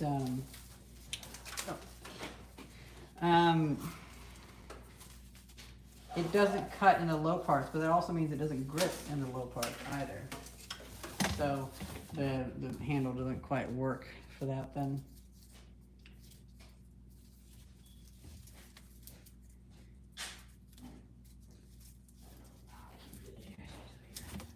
Yeah. Oh, no, the trash can's down. Yeah, but I don't want to put tissue on top of. Oh, I'm just gonna be pitching it. Oh yeah, yeah. Next time. Now there's no wire in there. You can just put the new tissues right in there.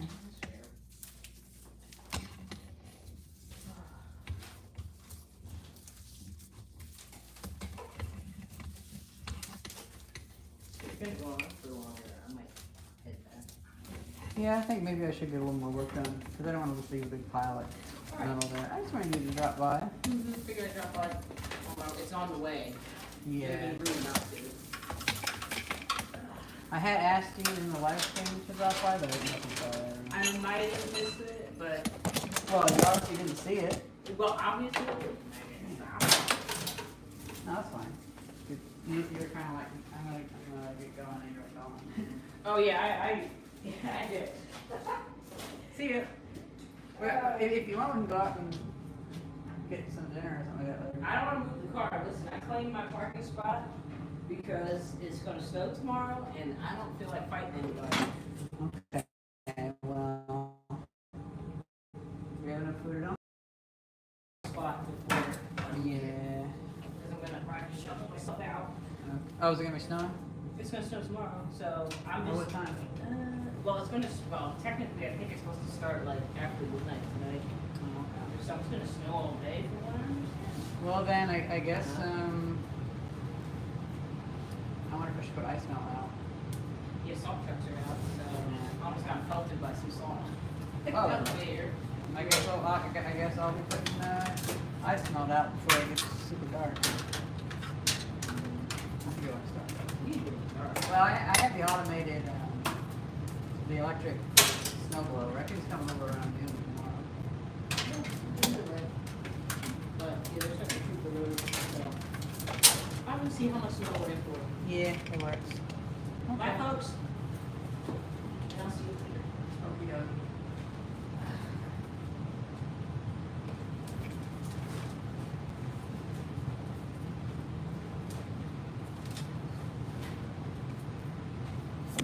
Yeah, so I guess that's on the docket, or what the term is. Should probably put out some snow melt, some ice melt before I go home.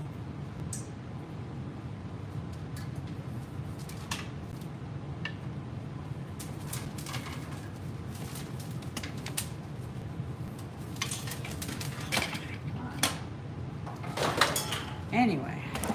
Woo.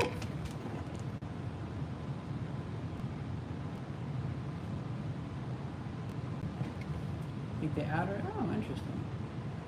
Oh, there's actually more comments. Thomas Anders, that wire looks like it would have been a good find for someone building a tiny house. Probably, yeah. John May asked, how old is that wire? Was it from an old building? It could be worth more than new copper. Yeah, it's like from the 70s, 60s, 70s, something like that. Or 80s. It's from the same building that I got these signs from.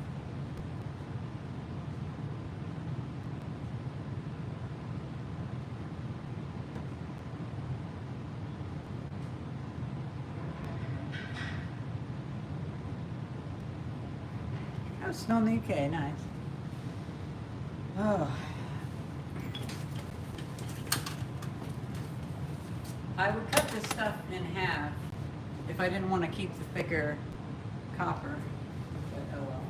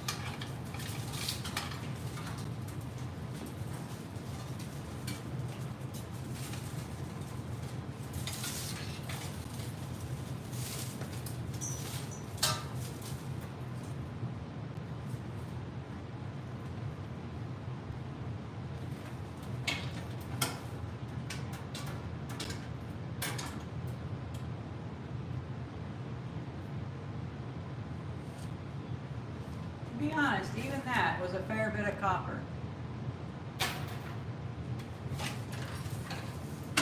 Saving these for solar experiments.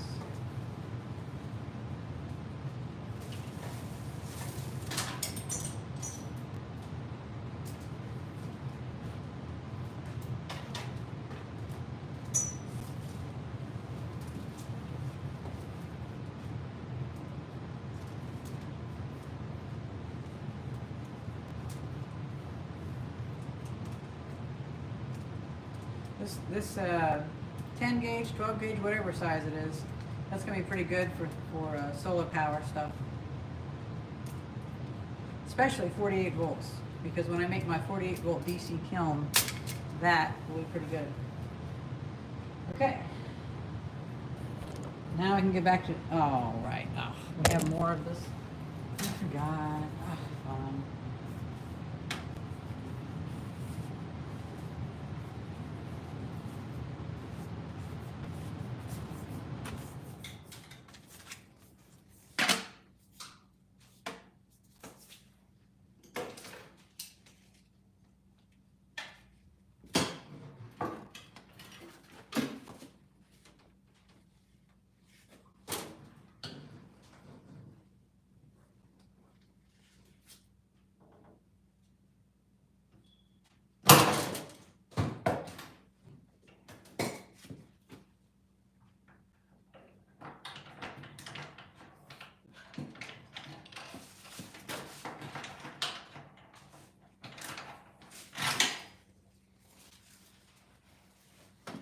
Oh, I didn't have the camera centered on that. Oh well.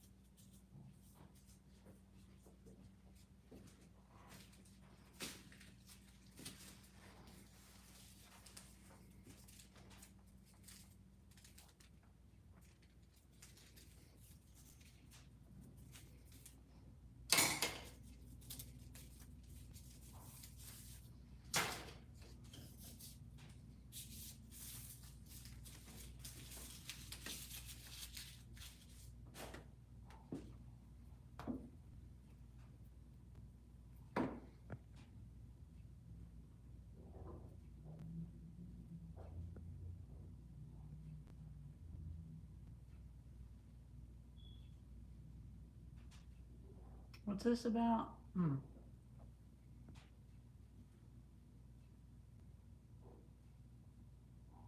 Erica the dog? I don't know. Don't know what you're commenting about. But it's nice it snowed in Ukraine.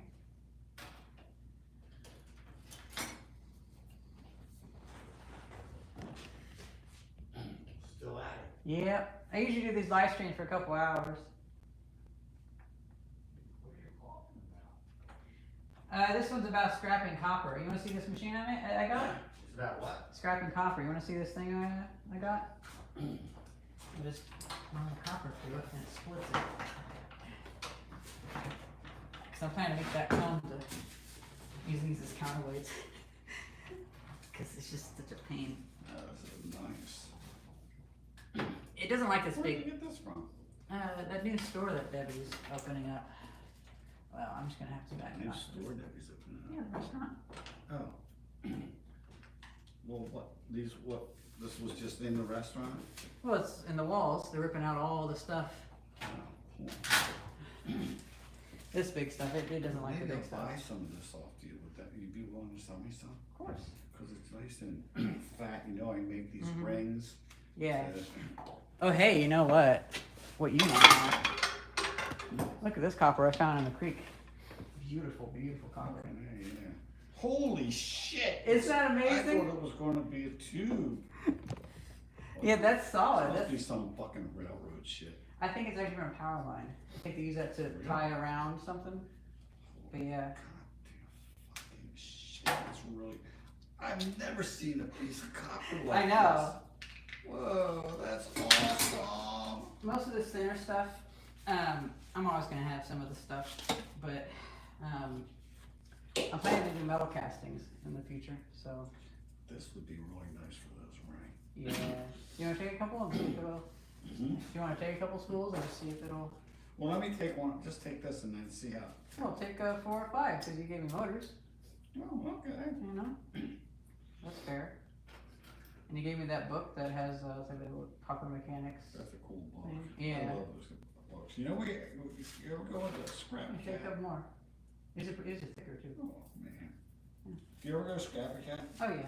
They have they often have those kinds of books. I keep Yeah. my eye out for any kind of craftsman book, like from even all the way up to the 40s. Mm-hmm. After the 40s, even the 50s, I guess, but I think it's really shoddy. You know, it's funny.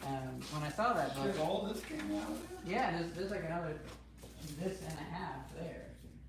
So I was like, okay, I need some way to deal with it because I'm not going to bring 3 trash cans over of copper without knowing what to do with it. So that's why I bought this thing.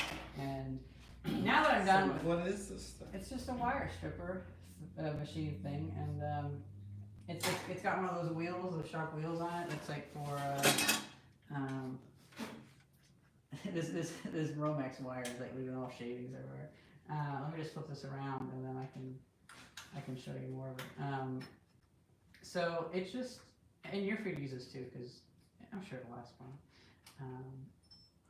This thing, it just So grips it. That's what you choose the size? that way? Yeah, because So is that for this size? yeah, I haven't used the middle one yet.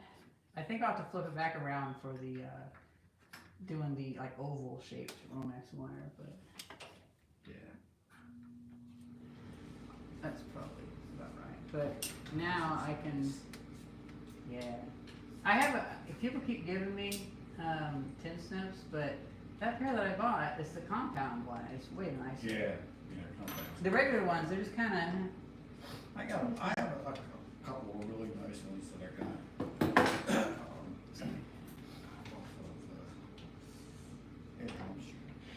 I gotta go. Okay. But, Yeah, I'm gonna kind of dial this in and like that. so let's see what happens. So Then then, you just pull it off. yeah, it's just, well, it's kind of hard sometimes, but I think I need to go through it again a little thicker. But, some of the wires are a real bitch to get apart, but especially some of the stuff from the Big Bell Telephone Building, because it's like all kind of sun-baked, and it's like, I don't know, it's really hard. Maybe they kept the temperatures really hot for them, but you know what that is? That's great. So that, I can tell. yeah. Enjoy your copper. I'll probably have, I'll let you know how they work. yeah. If you need any of that welded, I can weld it with the TIG welder. Well, what do you mean? Like if you need to like make it into I'll seamless. tell you what I actually do. I need a what do you call that stuff? H- channel. Angle iron? Yeah. Frame made for a couple. So I can hang them. Yeah, that'd work. Okay. I'm back.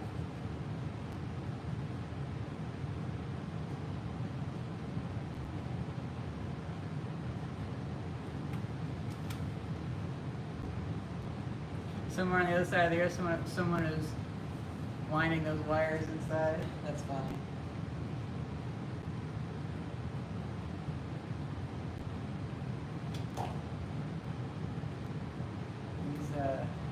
These are all done by machine, I can assume.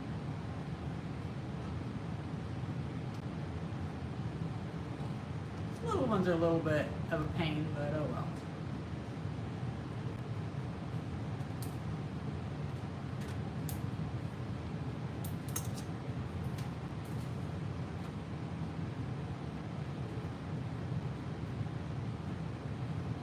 It's a nice little loop.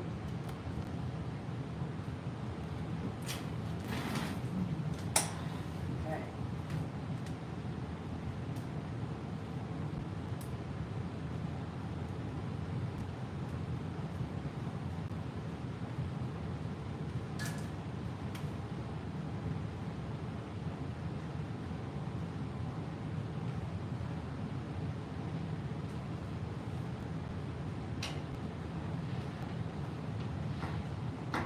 Oh, I just realized this whole thing moves up and down. So it's like one of those old kind of hydraulic press things. So it only runs so much. then, so that's good. You can't break the blade. Oh, this feels so good.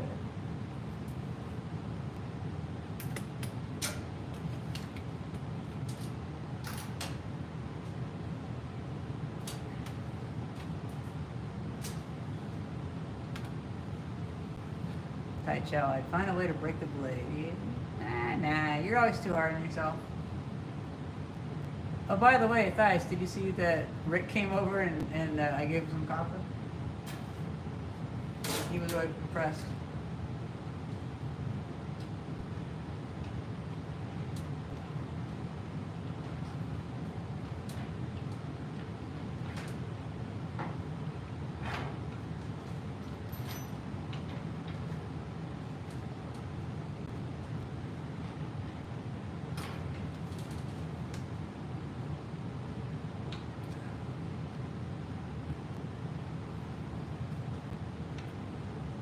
Is this stream in a mode where you can go back and watch the past?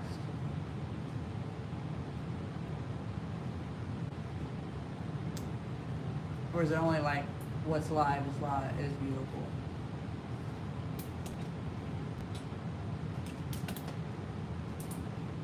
Okay, well, oh, cool. So you can go back and see that. Rick's the guy that runs the stained glass studio.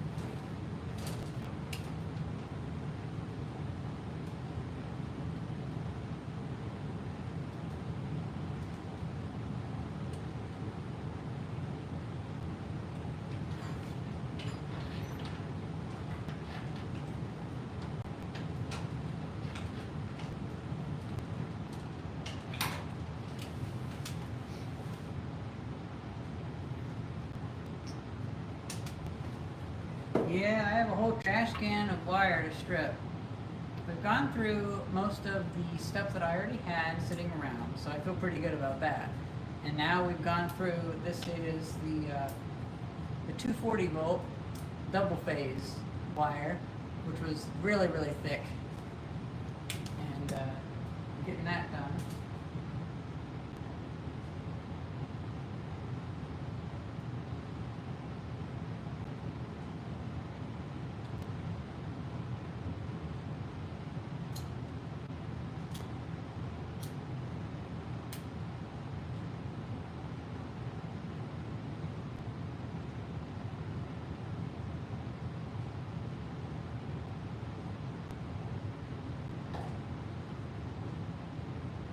This squirrely wire is a bit of a pain to work with.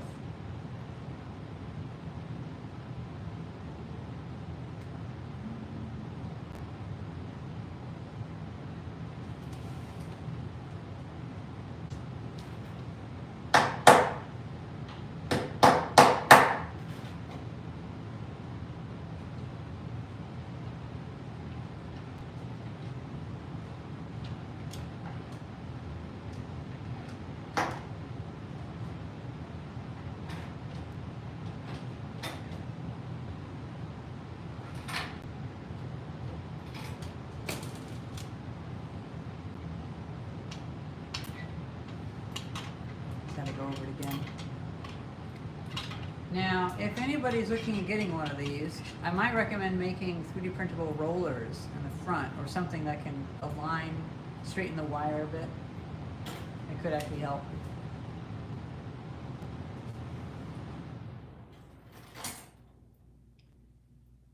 Let's see, can I do such a tiny piece of wire?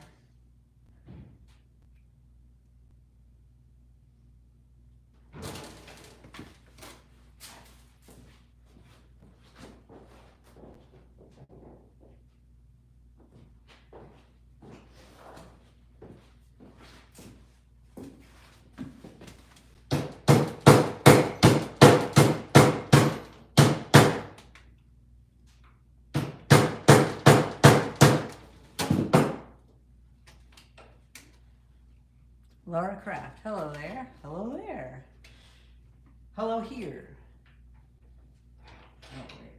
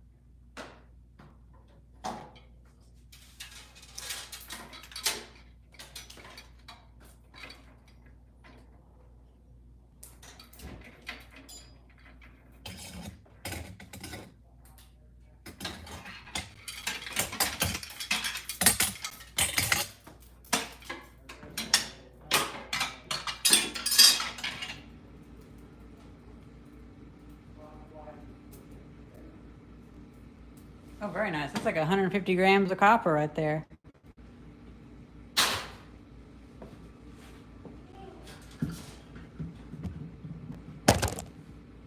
Oops. I should check the comments real quick.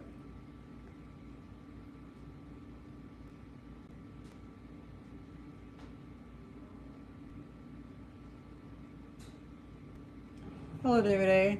Glad you've been watching for a long time. Lovercraft's been here before both of our transitions. That's funny. Yeah. There we go.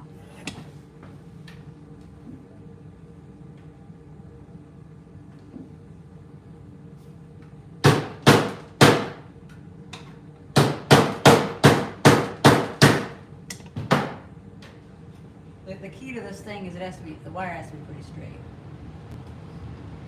No gay wire.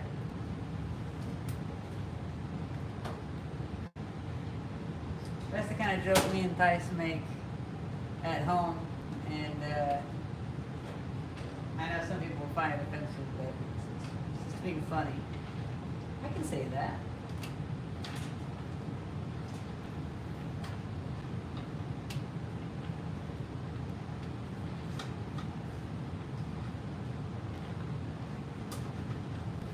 There are a certain type of jokes that don't deserve to be on the internet, though.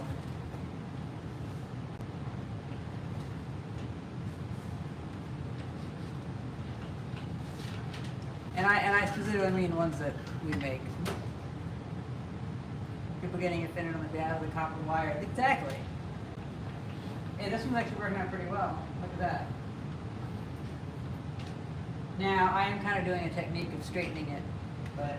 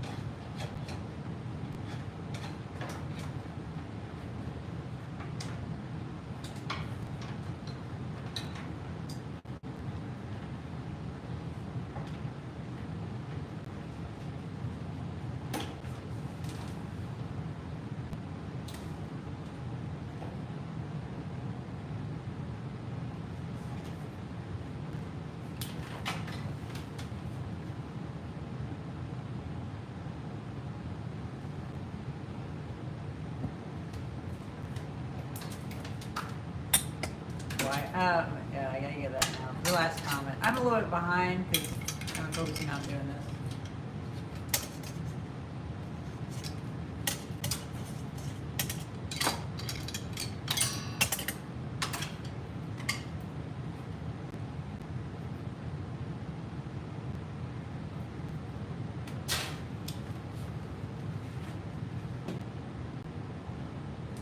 Well, that's that for that wire.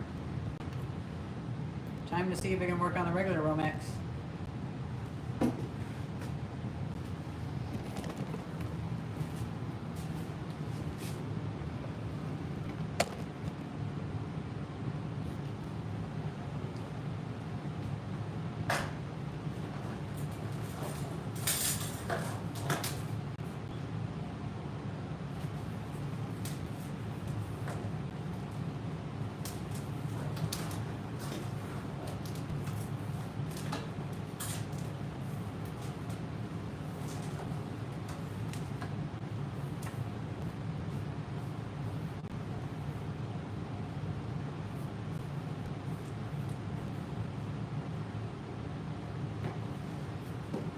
Let's try this black stuff first. I forgot it came in black. I think that was an older thing.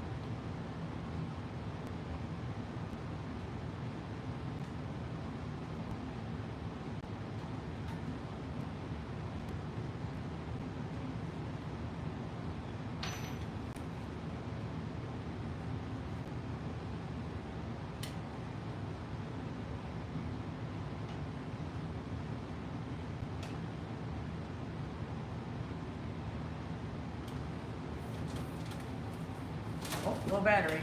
Okay.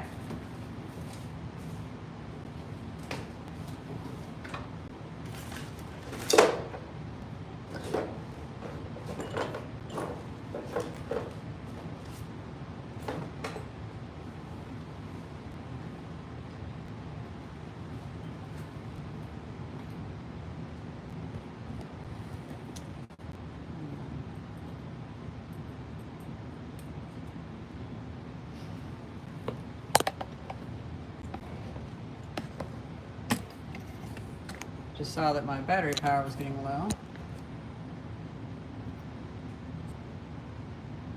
Okay. And we're charging. Good.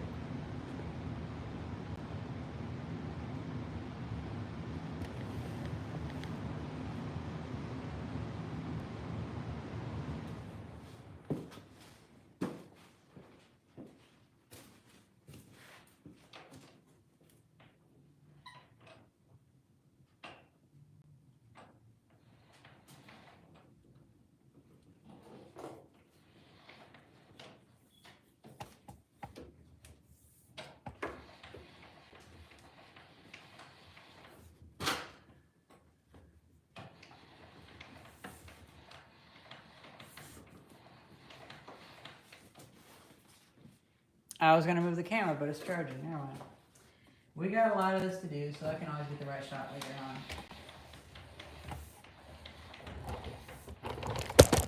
Oh my gosh.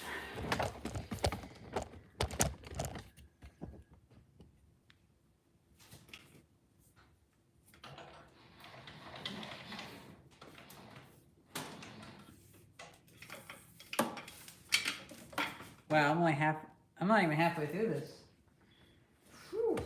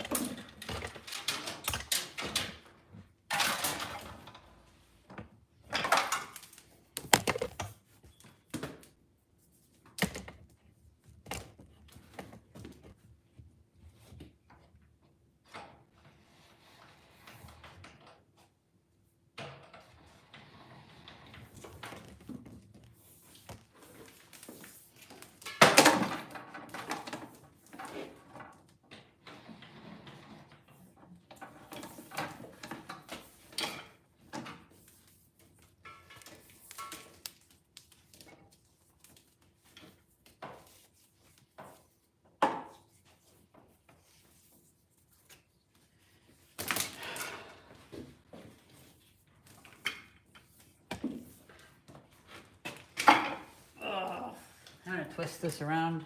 It's a little bit annoying.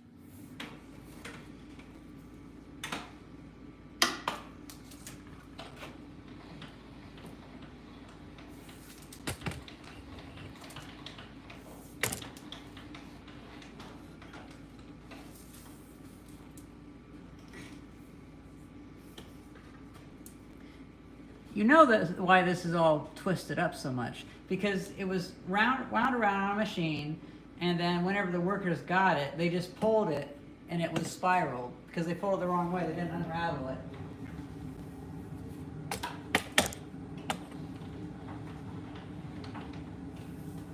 I basically have to do I have to unwind every single loop, every single twist that the original loop was in. I think it's like a 50-foot cable now. I even cut it in half. This is only half of it.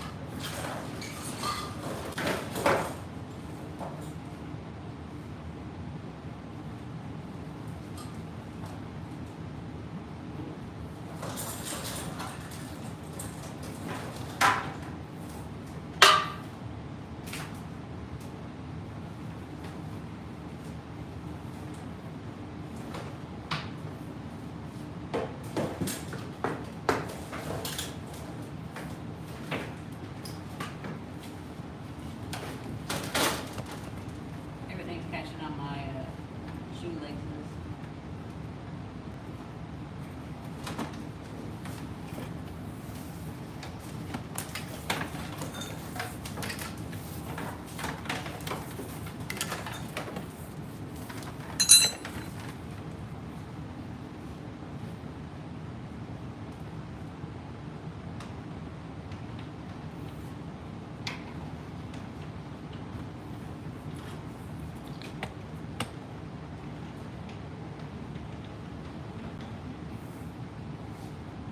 And I'm just gonna cut it. This is too tedious.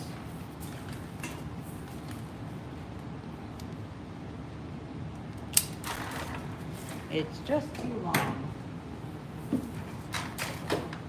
Too many twists in it. There's too many twists.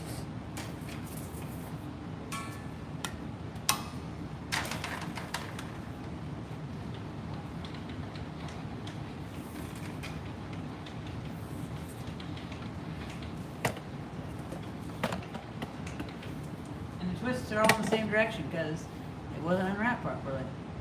Not that it matters, it's 50 years later, but still.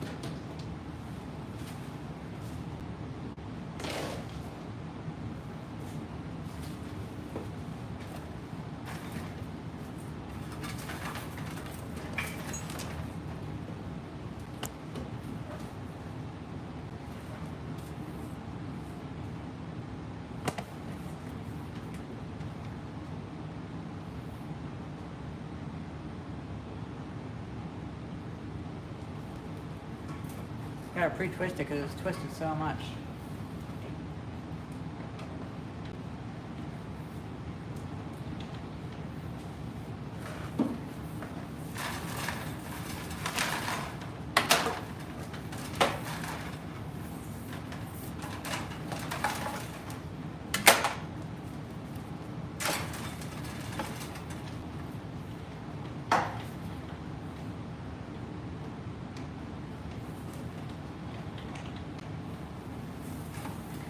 Oh my God.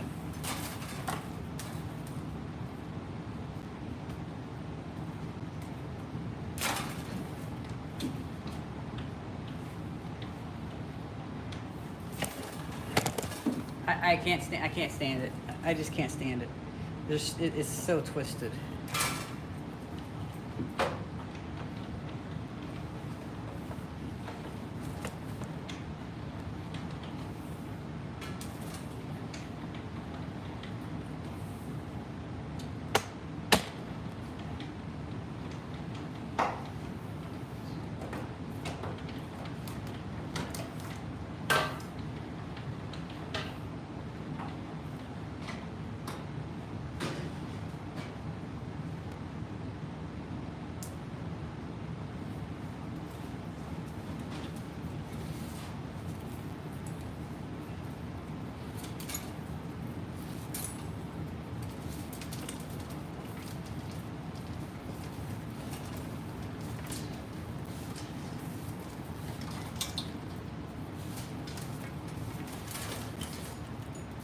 Oh, by the way, the wires inside the cable aren't twisted.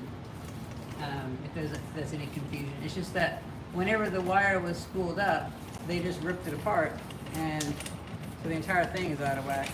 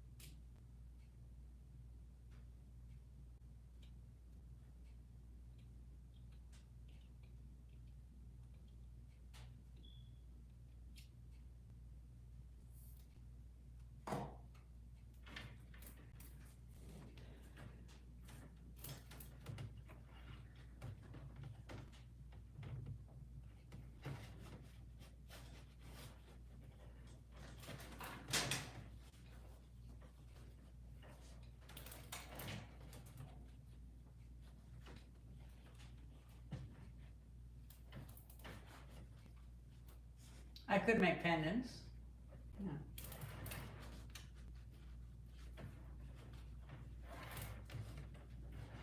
This black wire is a lot thinner. Copper hammer. Takes a lot of copper, and I happen to have a lot of lead. Lead might be better.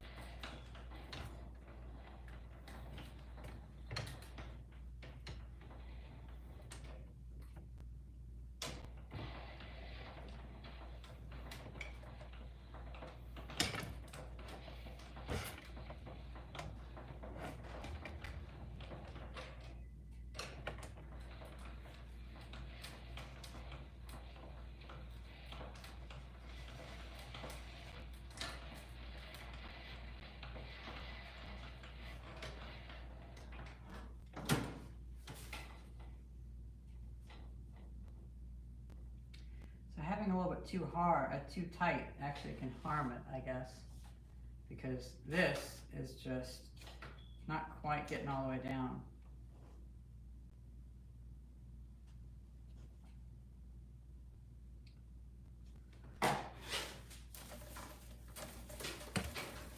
I'll run through it again, that'll be easier.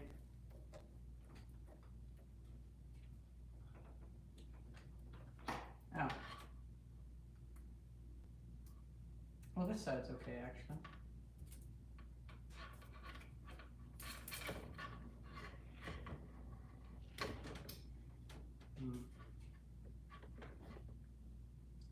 See, the issue is this insulation is almost too soft.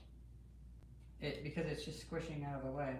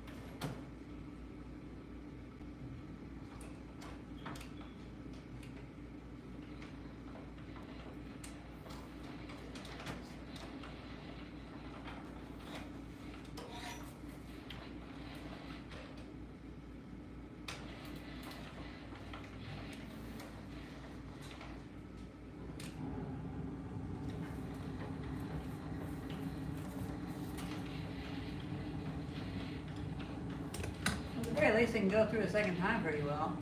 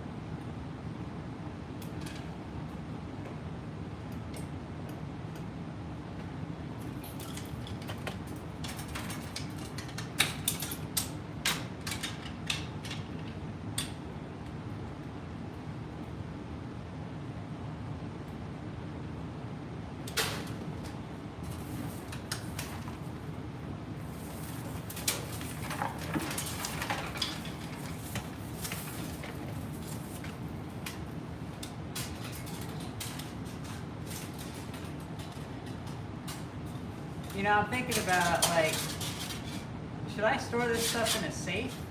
Or maybe I'll take it home, honestly. Because people probably would, if they knew I had a bunch of copper, if I had a storefront or something like that, people probably would be a little weird about it. And by weird, I mean breaking in and taking it.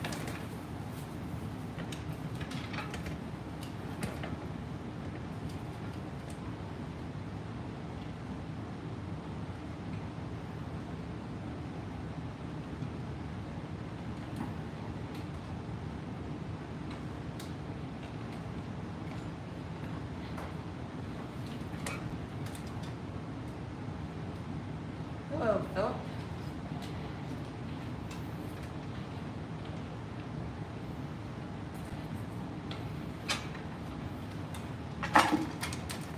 What video games am I playing right now? Well, I was given a Steam gift card for Christmas, and I bought Farthest Frontier. Not very happy with it. I've uninstalled it. It's a little bit janky. It's a game kind of like Anno 1602 or Anno 1503, and honestly, it seems like maybe only Europeans can make those kind of games. When Americans try to make those games, they just kind of suck.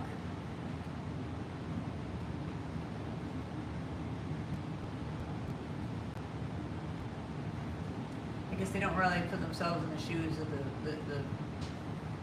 the entities in the game.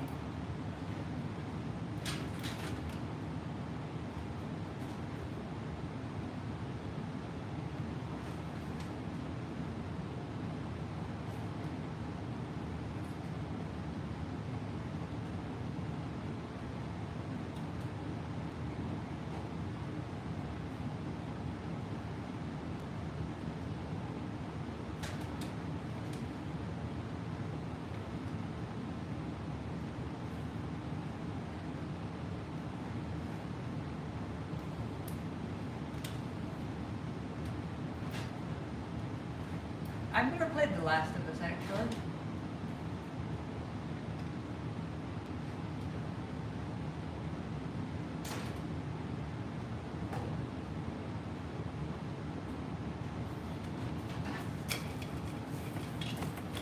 This thing has a little bit of a hard time with this very soft insulation.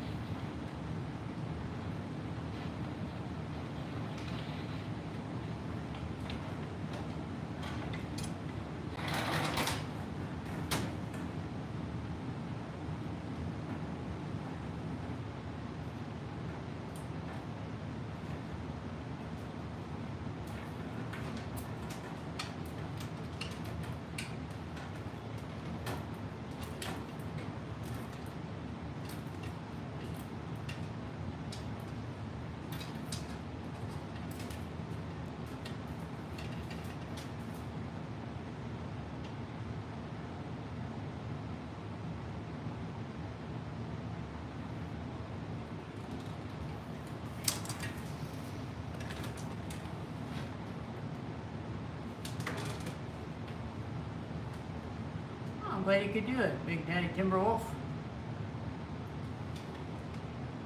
Geek Lucanus asked, "Do you still have your Lisa?" I do.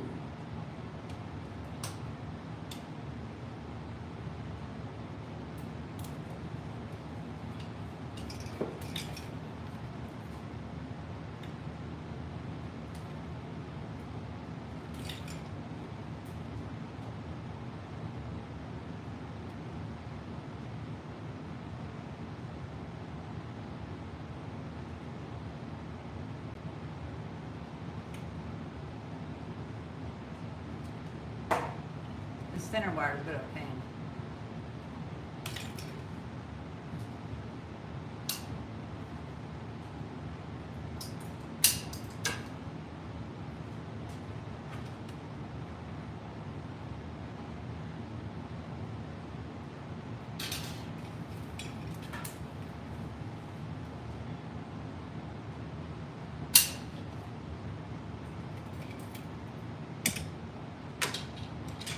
Well, I guess I should end the live stream there, huh? Or just the same, really.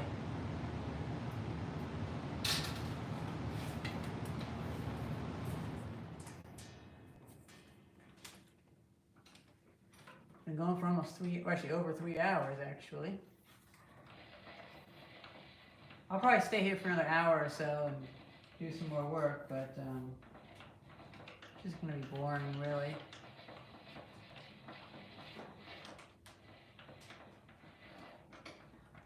Maybe I'll try to dial this thing in. I don't know.